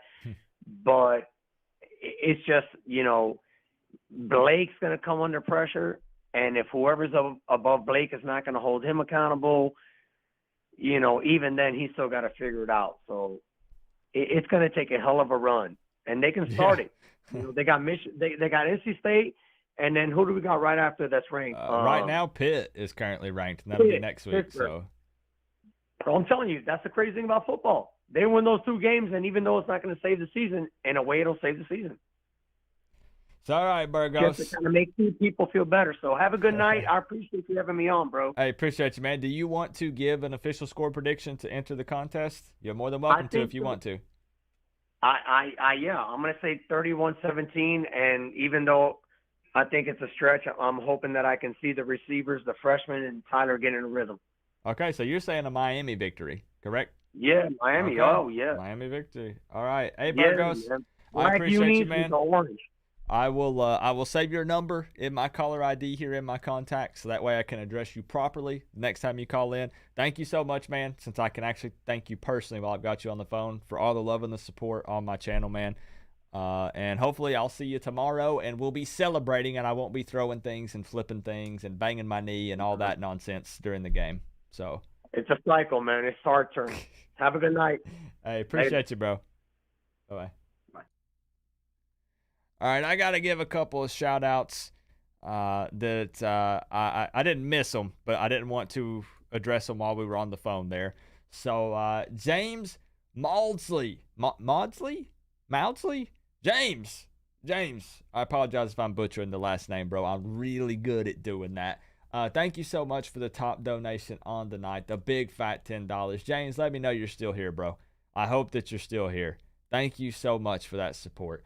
And Christopher Grimm, third channel, comes through with a big fat $5. He says, go University of Tennessee. I'm going to be honest, bro. I would actually love to see Tennessee take down Alabama. I'm not even going to lie. That Ole Miss game was so flipping close. I know it was kind of weird with all the fans throwing the trash on the field and yada yada, whatever, throwing the golf ball at our future head coach Lane Kiffin. But I hope that Tennessee could pull out the dub and beat Alabama, honestly. Thank you so much for subscribing, and thank you for the $5 dono, my friend. Appreciate that. And I noticed we got somebody in the building. Is he still here? Let me give you a hint. Hammer Gang. That's tough. We got T2Y in the building. Was that a good impression, T2Y? Did I nail it or did I nail it? I don't know. Well, that's tough. We got T2Y in the building. Jordan Payne said, Hammer Gang. Colton, what's good, man? And E-Dub Kane, how are you, bro? So we got some regulars popping in here. Vicious Technique, that those tweets have been blowing up, man. I saw that little graphic that you put together, and that's good stuff, man. Keep putting them out there. Voice our opinions. Let's see. Taji, what's good, man? What was it that Nick Polly said? I think if he relinquished head coaching duties, he would be a great DC again, but he can't do both. Bingo. I honestly, maybe it's worked in the past for some, but I do not like having a head coach that juggles multiple things. As far as I don't want a head coach that's an OC. I don't want a head coach that's also a DC. I want a head coach that's a head coach, and he hires proper people for their specific position. I don't want him to have to juggle. Judge Juno, what's good, bro? How did our O-line get worse in 1 year with the same dudes? Excellent question. I don't know what to tell you. Honestly, I don't. And I hate it because I just really, truly feel like Rhett Lashley has to work around that. He knows. He sees the numbers. He knows that our O-line is struggling, so he's got to form a game plan around that. It's not easy to do. It's easier said than done, obviously, but that's where we're at. So phone line is open back up.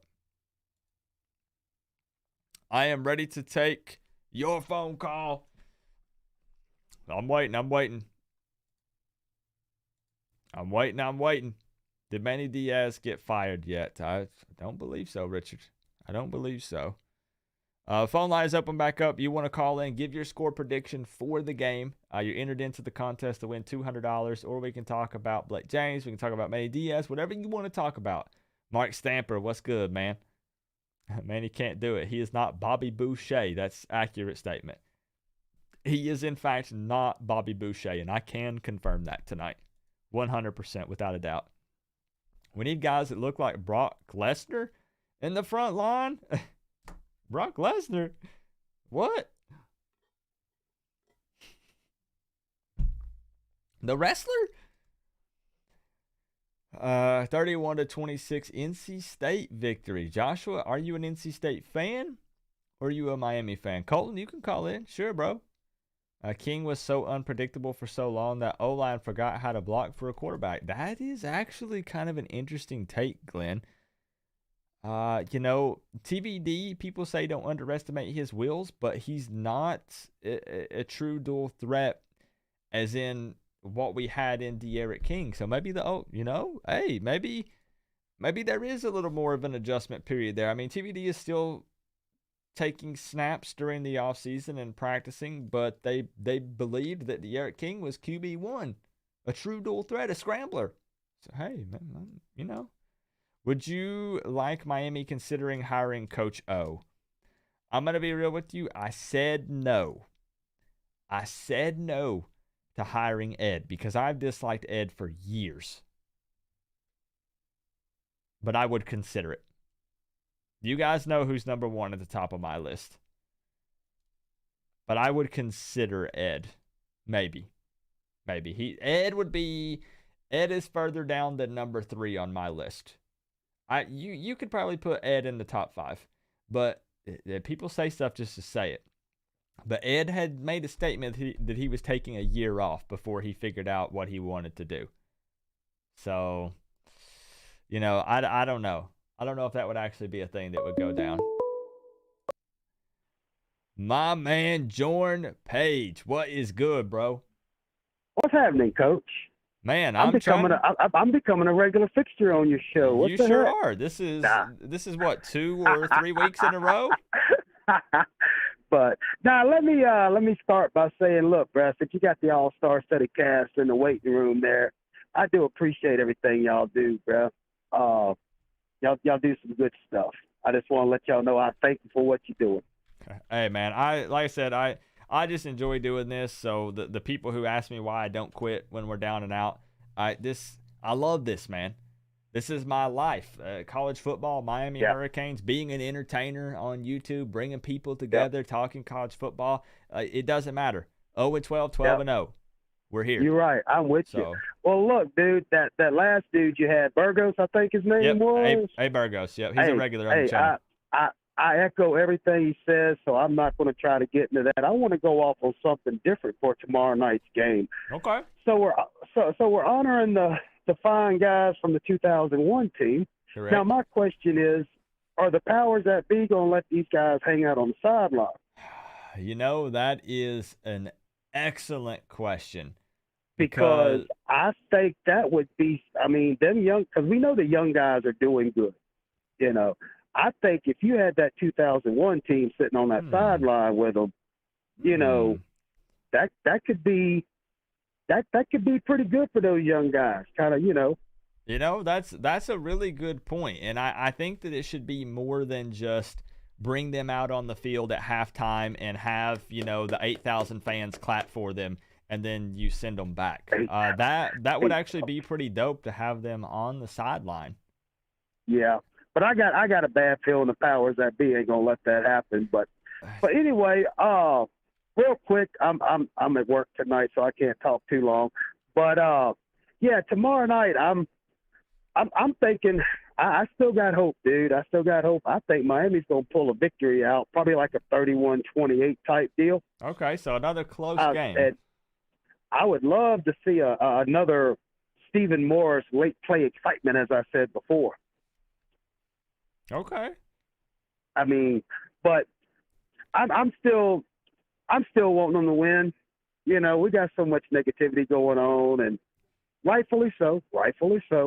But yeah, and I do understand, just to address it, that all the negativity and stuff can get tiring. It's draining.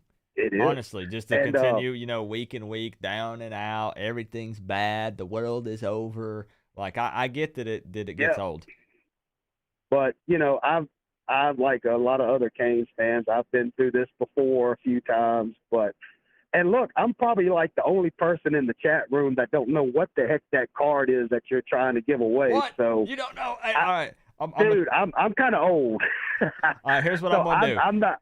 So you can look back on it, because I don't know if you can look at the chat while you're talking to me. It depends on not right now. Okay. Not right so now. I want you to be able to look back on it. Who in the chat knows what this is? I want you to put a number 1. And I want to see, if you don't know what this is, if you don't understand the importance of it, put a number 2. And I'm going to get a little check in the chat. If you know this is the bet tomorrow, that if Miami wins, I'm giving this away. Put a number 1 if you understand the importance of this card. Put a number 2 if you don't, because I want Jordan to be able to go back, and I want to see where we stand with this community. If you got, because, you know, I told everybody, Jordan, I used to hide it, and I don't know why, but I'm a big geek. I'm a huge dork. I play video games. Right, I love Pokemon. Right. Oh, I love them too. I preach for everybody to be their self, and honestly, having a platform here on the internet, there are kids that watch this channel, and I want to be that person that says, be who you are. I'm getting away from football a little bit, but like what you like. I used to let people dictate and tell me what I liked and what I didn't like, and that is stupid. Right. Like what you like and enjoy it. I promise you that your life will be so much better. Right, but I just wanted to throw that out there. I'm not ashamed to admit, you know, I know you kids had your Pokemon cards and stuff. I mean, I'm back from the old top baseball and football card era. You know what I mean? Yeah. So, but anyway, I just wanted to say that. But anyway, that's about all I got. I do want to make sure I do let all you guys know I appreciate what y'all doing, because, you know, I don't get much Canes information out down here in Zachary, Louisiana. So. Fair. But thank God I'm in Zachary, Louisiana, just north of Baton Rouge. Ooh, yeah, close one. But hey, man, yeah, listen, we'll do our best to keep you informed, and at the very least, if I'm not bringing crazy good inside information, we're having a good time talking Miami Hurricanes and college football. So. I love it. I enjoy it. But y'all just keep up the good work, bruh. I keep listening and watching, and I'll see you tomorrow night. Hey, Jordan, sounds good, man. Thank you for calling in. I got you entered in officially to the contest, 31-28, and I have to let you know, you don't have to feel alone, because there are definitely some more people in the chat that have no idea what that thing is, so don't worry. And it ain't nothing wrong with it, dude. Just you do you, baby. Hey, man, I appreciate you, and like you said, I'll see you tomorrow night, bro. All right, brother. Take care. We appreciate you. Talk to you tomorrow. Have a good one. Bye-bye. All right, bye-bye. All right, so I got to give a quick shout-out. Oh, baby, he is here. He's always here. I feel like he's always watching. I feel his presence in the chat, honestly. Cane Freak 2001 U6U with the 1999. A little bit of the prepubescent voice, you know, peaking, high-pitched, coming through with the top donation on the night. Always show me love. Dude blew me up last Saturday. Absolute insane amount of support. Comes through and he says, Coop, what's with the 5-star defensive end Shamar Stewart? Coming here or going to Texas A&M? Cane Freak 2001 U6U, I'm going to be honest, I think probably Texas A&M. I mean, just look at the two programs right now. I realize that people are going to push and say, hey, look at some of these defensive ends that Miami's been putting out lately, but a lot of them have been transfers. Let's be honest. I believe that Ivans has him trending towards Miami, or maybe has his crystal ball pick as Miami, but I think that he's going to Texas A&M, bro. And that's just my honest, straight-up opinion. Would I like to have him? That's a whole different conversation, but the answer to that is absolutely. Yeah, man. We need to recruit, get some more good defensive ends in here. So thank you so much for the love, bro. Let me sit you atop your throne, and then we'll get that phone line open back up. 24/7 Canes wanted to call in. Hey, bro, I would love to have you. Love to have you call in if you still want. I can give you a call if you want. U6U.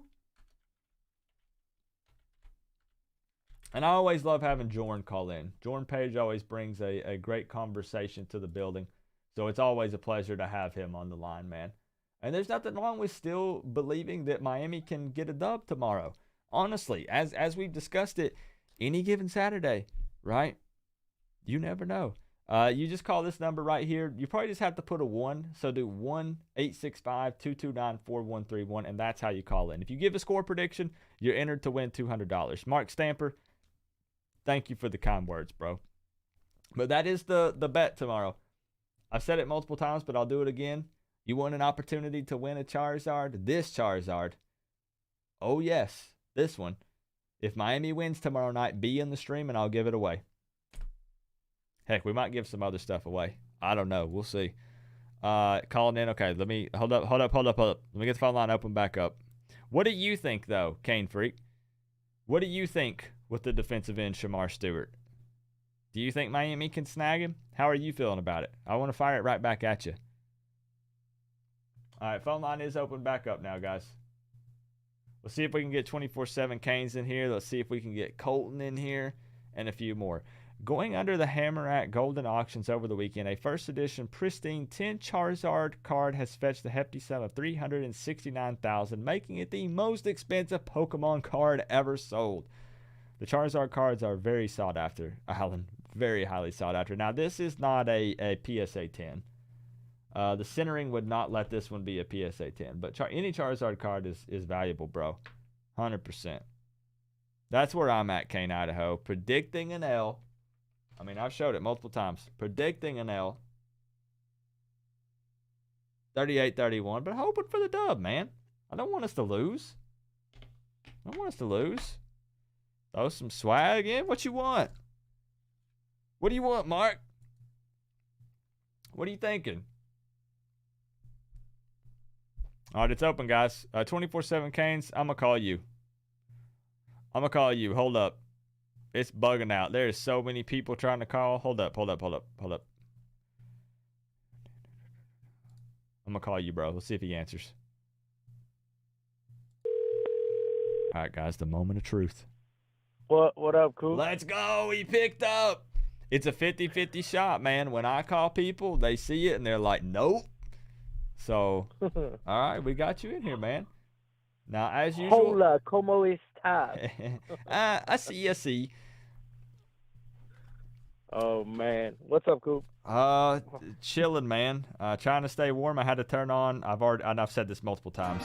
I sound like a broken record, but we had to fire up the heat today in the house because it was getting a little chilly. So I'm huddled up in here with all of you guys, trying to stay warm in the studio and trying to look forward to tomorrow. I still enjoy watching football, but just not getting my hopes up, if you know what I mean.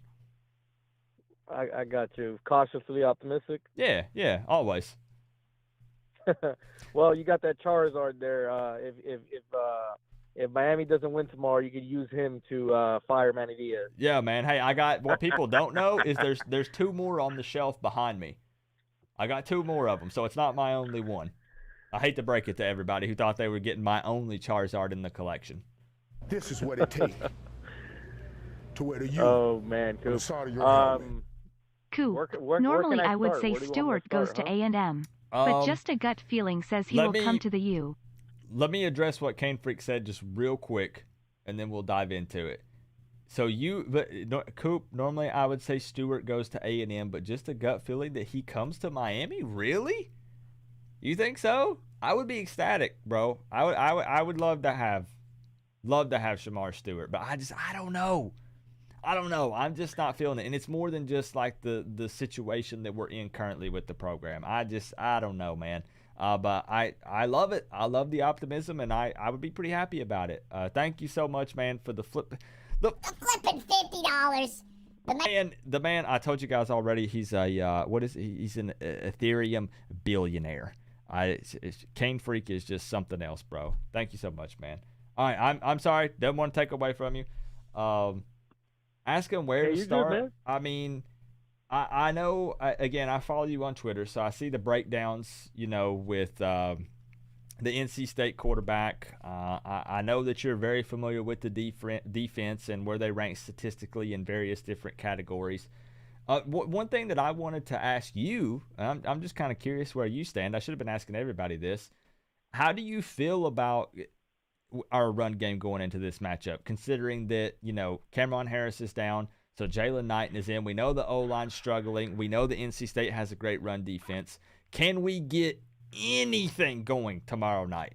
Is there any hope for our run game? And the run game? Run game specifically.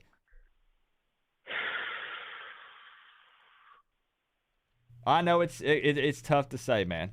I know that's a loaded question. I mean, no, I'm just gonna respond with no comment. Okay. I know that tells me everything I need to know. So you say no more. No, I don't think so. I mean, do you think our offense is better than Clemson's? I know Clemson's is pretty bad right now, but no, I think that we're in a better position than where we would be specifically just talking about yardage gained running the ball with Knighton over Cameron Harris. But I still don't think that it can be a successful part of our attack offensively tomorrow. Right. I mean, if the chat wants me to be the sunshine pumper, I could be the sunshine pumper. But I'm gonna be lying. No, we want the truth, man. I don't know. We keep it straight up and honest, whether it's good or bad. It's just kind of we can be as you said and others said. I think cautiously, optimistic, wanting to be positive, but we have to be real and honest with where we stand. Our best chance at a run game is TVD. Okay, fair. Just being honest. So what about let's see, where do we want to take this conversation? Don't give me a score prediction yet, but I mean, like, how just overall, how are you feeling about the game tomorrow? Like, we can get into specifics, but okay. Well, I love that the 2001 team is going to be there. I like that we're wearing all blacks, even though it's Manny's funeral. But I'm just throwing that out there. I picked the wrong week. I wore the all black last week. I should have worn it this week, shouldn't I? Well, let's just roll with it. I don't care. We're wearing all black. The 2001 team is going to be there. Hopefully they're allowed on the sidelines, like we were talking about. Mm-hmm.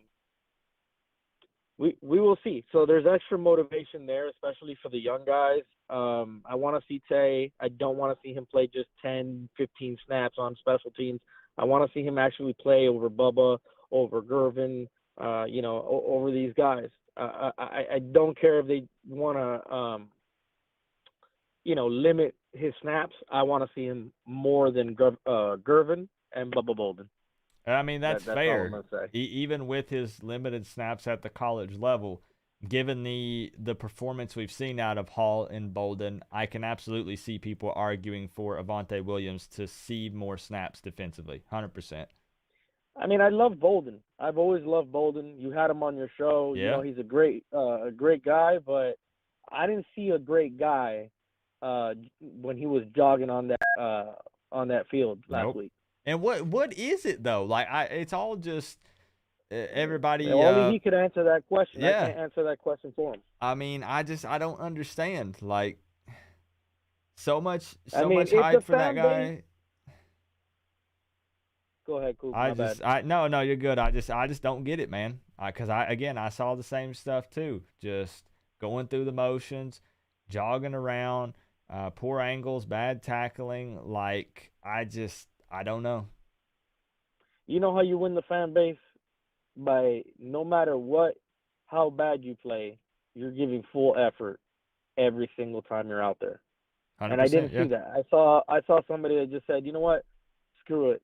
Screw the fans. Screw the team. That's what I saw. So I don't like that attitude. I don't care how bad Manny sucks at coaching. I don't care how bad we were playing. You give 100% effort out there because you're trying to make the NFL. And if you say that you're playing good, and that's what you better be running on every snap. Not to hate on that guy, because like you already touched on, like I'm a big fan of him. I like him. But like in the interview, he felt like he is playing well. And when I I'll heard tell that, you, grading out in 40s is not good. when I heard that, I was just like, bro, wait a minute. Like oh man, I better stop there because Right. I know I have a negative tone right now, but it's the reality Yeah. of what I've seen. It's frustrating for me to sit. I'm not going to the game. I have COVID, so. Oh man, hopefully you know, you. no, I'm fine. I'm Okay. perfectly fine. I still have a cough, Good deal. Okay. This is what it take. but it's just To you whether know you- I'm sorry, considerate. go You know, ahead. I'm not going to go over there to Run spread, game should be okay spread the if Knighton damn, gets 15 to 20 virus to carries somebody minimum. else. TVD can So run I'll just be also. watching from home, you know, and cheering from afar. But I don't have a good feeling about this game. Clemson only scored 14 points on them. You know, I know the game went to overtime. I'm talking about regulation. They just finished coming out a blowout win at Boston College. Boston College is a good team. I know they're missing their quarterback, but still, they're a good team. You know, and I just don't see Miami where we could actually compete against these guys when we have proven time and time again that we can't tackle.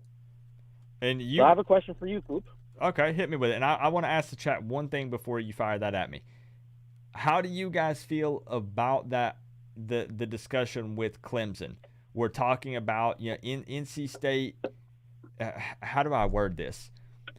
Because what I'm trying to get at is people are saying, you know what? Not go ahead and fire your question while I think about this. I need to think of a better way to ask the question. So hit me with your question go first. Ahead, you got time. No, go ahead. All right, you go ahead. Okay, my question to you is basically, how do you feel about our tackling?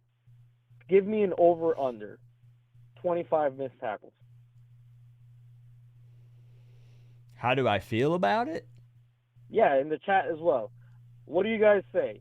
Do we go over 25 missed tackles or under 25 missed tackles? Oh. So just in the NC State game tomorrow, over or under 25 missed tackles. Here, I'll give you a cheat sheet. You ready? Okay. I'm not looking at the chat. I don't want to be influenced by them, so I'm covering it up. Okay. NC State has two guys on that offensive line that could be first-round draft picks. One guy is potential top 5 pick, and it's on that left side. Is the left tackle, number 79. Their running back isn't great. I'll tell you. I'll give you that. Right. But this line can block very well, and it's to that left side where Gervin Hall had that incident where we can't tackle, where we can't set the edge, where we can't pass rush, et cetera, et cetera, et cetera. So you guys tell me, 25 missed tackles or less? I'm going to be completely honest, just going purely off of the way we've performed in all of the games leading up to this, and then given what NC State has done and what they're capable of, I think it's a lot. 25 is a lot, but I think you have to go over, right? Unless just a different team shows up tomorrow. Yeah, unless Ed Reed is going to show everybody how to wrap up in the sidelines tomorrow. And I mean, that's just being blunt and honest. Like you said, I'm not trying to just ride this negativity train. It's just being honest. Right. We're the second worst tackling team in America. Let that sink in for a second. And I don't mean, look, I want Manny to succeed. I really do. Or I wanted him at one point. But I want the guys in there, the young men that are in there, to succeed more than I do the coaching staff. The coaching staff will be fine. They'll find another job. Oh yeah, 100%. Their careers, like if they have NFL aspirations, are on the line. Yeah, it's make or break right now. You don't leave and then say, well, let me go. I'm going to go to another school and play, and then maybe I'll build up my NFL resume and then I'll make it. So you bring up a really good point. So let me go rapid fire real quick, if you're comfortable with that. Yeah, go for it. Real quick, Tyler Van Dyke. You know, I would go 55% completions. I'll say 1 touchdown, 2 interceptions. Yeah, I'm just gonna make him prove me wrong. Rambo is our best bet at receiver to get open, or Xavier Restrepo. If you look at the Clemson game versus NC State, Haloti, not Haloti, Nada, whatever his name bro, is. I know his name, but there is no way I'm going to try to say it out loud with potentially Ngata, over 100 people watching. Right, and Ngata took advantage of some of their corners. Rambo has that ability that he creates separation if TVD could find them. Mm-hmm. Running back Jaylen Knighton has to be a swing out of the backfield. He has to be a pass option. He can't be the blocker. We can't have him blocking. That's fair. It's not going to work. As much as I like Rooster, that's a fair argument. I agree. Right. Mallory's out, so we'll see Arroyo and Hodges. Mm-hmm. Maybe somebody else that we haven't seen at tight end. Defense is just more of the same. We gotta have people tackle. I want to see Keontra Smith. I'm tired of seeing him play only 10, 15 snaps. Want to see him more out there on the field. Our biggest advantage in terms of defense is our defensive interior, but our defensive line, like our defensive ends, have to be able to set the edge and contain these guys. We know where they're going to run. If Person Jr. is running the ball, remember this, it's going to be inside tackles to the left. More than likely. More than 60% of his runs are going to go inside.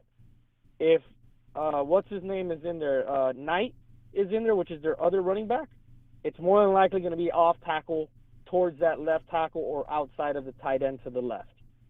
So most of their runs, I'm not saying every single one's going to be that. Right. Most of their runs are to the left of that line. That's what I have to say, Coop. If you want, I'll give a score prediction, or if you have a question. I have pen in hand. Hit me with it. All right. So I've been very consistent with my score prediction. I think it's going to be between a 10 to 11 point game. I will say Miami 23, NC State 34. And I think that's very, very fair. 34-23. I've got 38-31. So, yeah. 34-23 NC State victory. Predicted by 24/7 Canes. And I can back him up and say that he has been pretty close and accurate in his previous score predictions. One last thing. I'm being generous with the amount of points I'm giving Miami. But thank you for letting me in, Coop. I appreciate it. And I appreciate everybody in the chat. Go check out Vicious Techniques tweet. We got to get that guy out of here. I saw it. Yeah, hey, man. So retweet, please. Hey, his last one, he had another one. It was like a week or 2 weeks ago that blew up too. That he had like little graphic image up of some different numbers and stuff. So it's doing big time numbers already. He's been working very hard on that. So yeah, please, if you are on the wagon that you want Mario, you want Lane, you want any of these coaches except Manny, go retweet. Hey, it is always a pleasure. 24/7 Canes. Thank you for the breakdown, for the statistical stuff, and just the knowledge in general. And I appreciate you calling into my show, man. Blessings, Coop, and go Canes. Have a good night, man. All right, so that was 24/7 Canes calling in, dropping some knowledge on us. He has been very close in his previous predictions where he's called in on the show. So 34-23, Wolfpack victory. I need to give another shout out to Cane Freak 2001 U6U with $50 flipping dollars. The man just doesn't quit. He says run game should be okay if Knighton gets 15 to 20 carries minimum. I'd like to see it, but I don't know. I don't know if they give him that opportunity, bro. I don't know. He says TVD can run also. And I will be the first person to admit and say that TVD has surprised me when he has had to run the ball. Because maybe I didn't give him enough credit. Maybe I didn't. I know Cane Freak, I don't think he was messing with me 24/7 Canes, but he mentioned crypto and he talked about Ethereum. So, crypto billionaire in the building. Is what it is, you know. Let me address some of the chat. Greg Bush, what's good, man? We are the worst tackling team in the nation. It hurts, man. It hurts. And how do you fix it at this point? We're past the midway point of the season. How do you fix the tackling at this point? We kind of are who we are now, and that's tough. I'm pulling T2Y. That's tough. Maiden Dade, what's good? How good is NC State, Kathleen? Pretty flipping darn good. I mean, their only loss in Mississippi State. Really, we're going to have to show. Mississippi State put NC State in a position to where they did not, NC State offensively did not do well in the red zone. I believe that Mississippi State forced an interception and a missed field goal in the red zone. So NC State was like 1 for 3. So our red zone defense is going to have to step up. But when we're having conversations week 7 about one of our safeties jogging around on the field, when we're having these conversations about being worst in the country or close to it in missed tackles,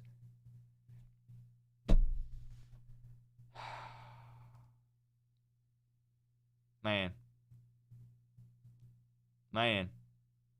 try changing to one of your other hats. Nah, bro, it ain't the hat. It ain't the hat, man. I'm not superstitious all the time. NC State and Pitt, best 2 teams in ACC. Wake close third season. But imagine if we would have talked about that during the offseason. We would have said NC State and Wake Forest are going to be battling for the top spot in the Atlantic. Everybody would be like, what? And they're going to have a showdown, I think, in 2 weeks from now. We're going to see who's better of those 2 teams, NC State or Wake Forest, because they're going to face off. And right now, Wake is still undefeated, bro. So it's going to be a wild game. Sean Dardis says, I'm old school. Break out the tackling dummies and have these players hit that weight room. But see, wind sprints wouldn't hurt either. The problem is at this point, we're halfway through the season.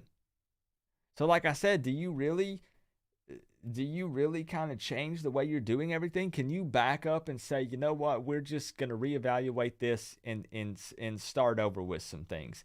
At this point in the season, can you do that? Will you do that? Probably not. Just being honest. Thank you, Rocky Top Kane. Hope the rest of your B-Day was a good one. It was, man. It was. YouTube is the only social media I will share with my Canes brothers here. Dude, invest in... Listen, bro. I no joke, I'm writing that down right now. I'm not even kidding. All right. Dude, you mention it, Kane Freak. I'm making note of it, and I'm doing some research. I told you, listen, I have some Dogecoin, okay? I mean, who doesn't, right? And, you know, I'm an Ethereum guy. Bitcoin is just a whole nother level, bro. I mean, we're looking at like 60K per Bitcoin. I monitor that stuff. I keep an eye on it, but I'm always learning. So thank you for dropping some knowledge, man.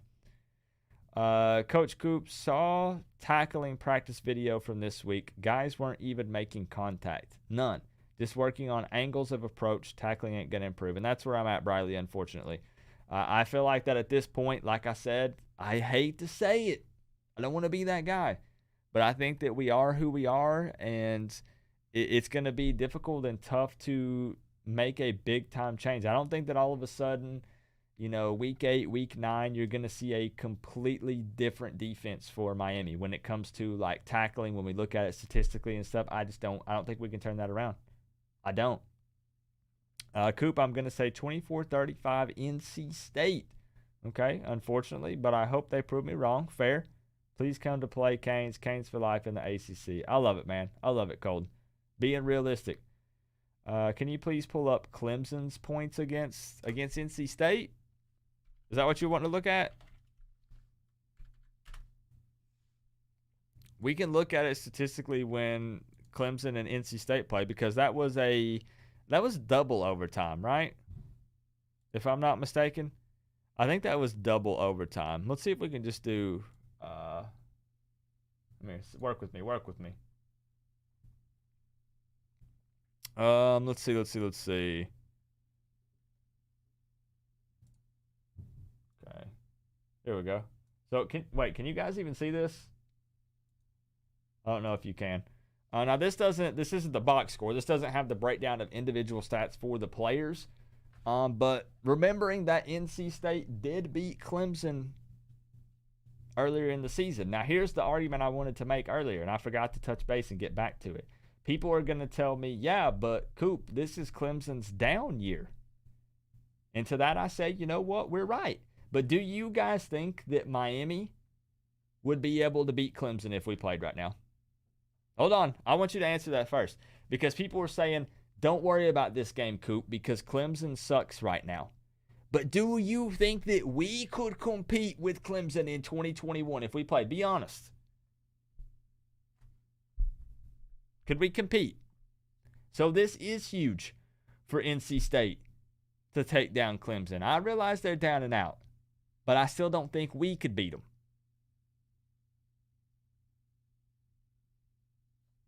And that's part of the... Bro. Man. I'm trying to stay positive, Colton, but it's tough. You think... I just don't see it. That's a whole different conversation, but I don't think so. But let's look at it. This is what it takes to wear the U. Oh my good gravy! Coop. Started with Bitcoin, then Ethereum and Dogecoin. Started long ago. Now, advise. Invest in Solana. Free advise to my Canes brethren. Good luck for leaf clover. Bro.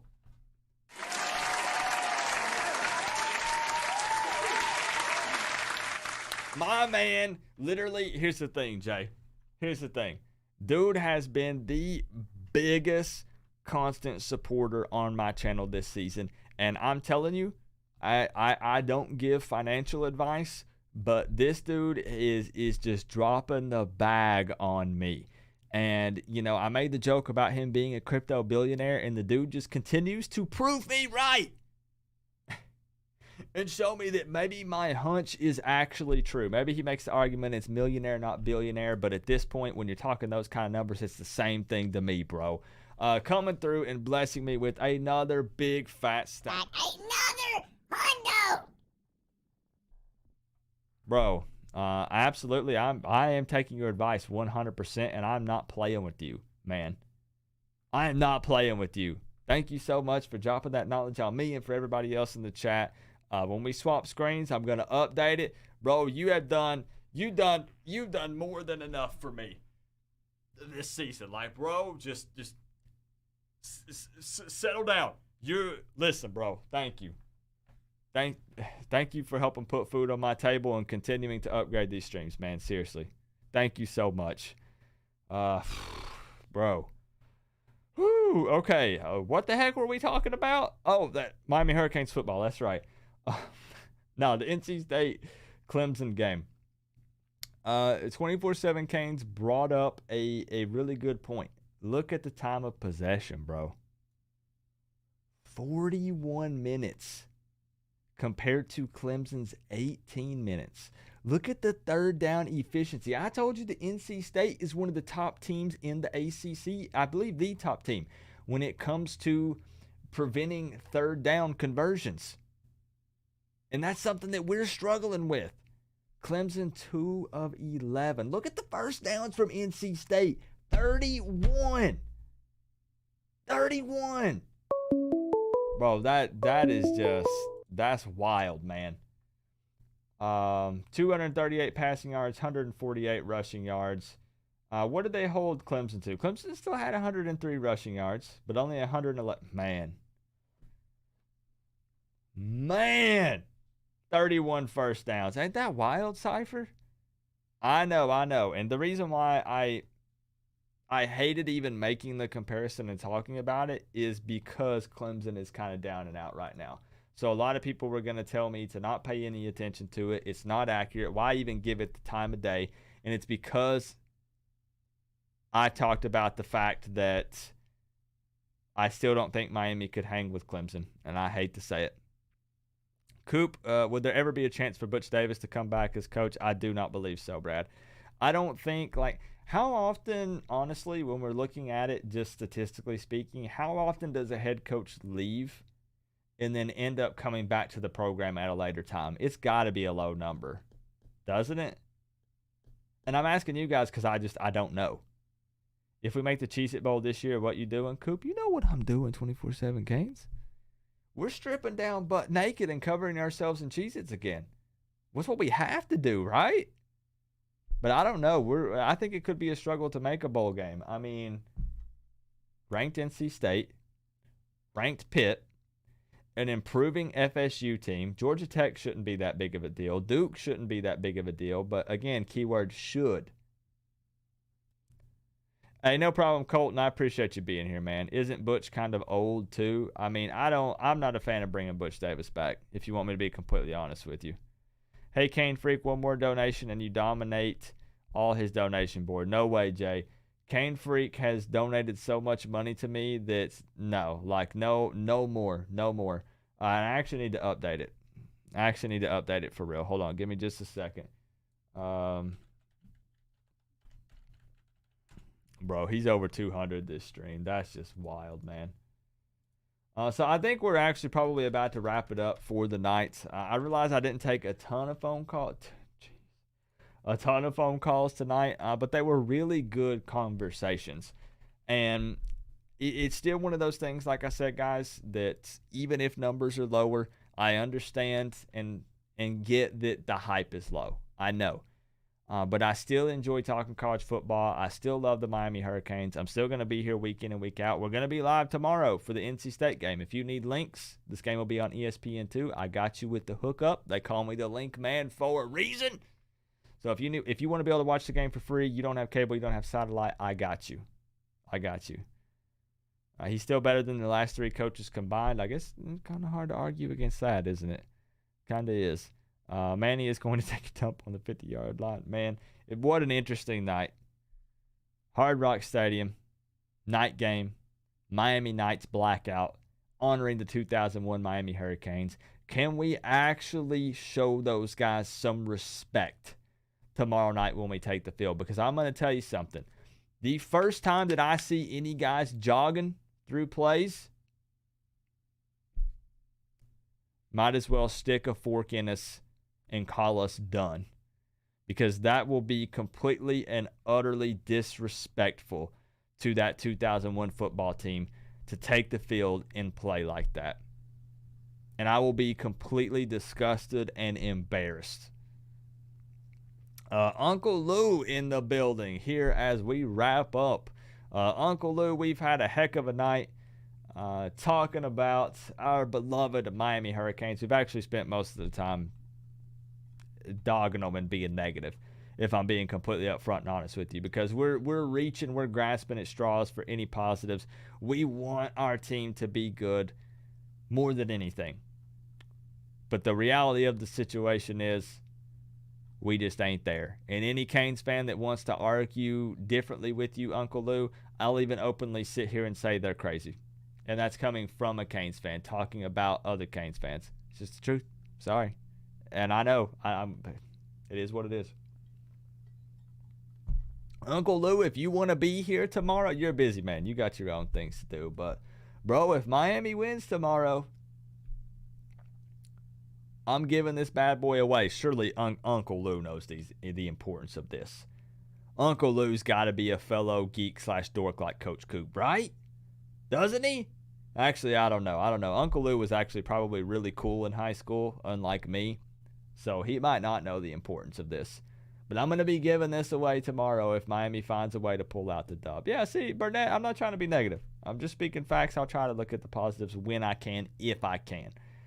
I expect those 0-1 guys to lay into them. Yeah, imagine people said, what would be the impact? What would having the 0-1 team on the sideline actually do? I think that question answers itself, in my opinion. Honestly, just think about it. I know that they're not coaches, but I think that question answers itself. Tough times, man. I'm going to call it a night. I love you guys. It don't matter. Good or bad, rain or shine, down and out, I'm still throwing it up. And real quick, Hey, real quick. Cane Freak 2001 U6U. $219+ tonight, bro. Thank you for continuing to show me mad love. And like I said, helping to push the limits of this stream. And thank you for giving some huge advice to everybody in the chat. And let us not forget James Maudsley with the 10, Tally Noel 02 with the 5, Nick Polly with the 5, Kane Gang 88 with the 5, and John Bird with the 5. I promise you, I'm telling you, all of you guys that are still showing up even when we're down and out because you enjoy the content on this channel, because you want to show me love, because you enjoy being around this family that we have in this community right here, are the true OGs, the real ones. You guys are my family. I love you guys. I'll see you tomorrow night for the game, all right? Let's hope we're celebrating and having a good time. Peace out, y'all. Love you guys.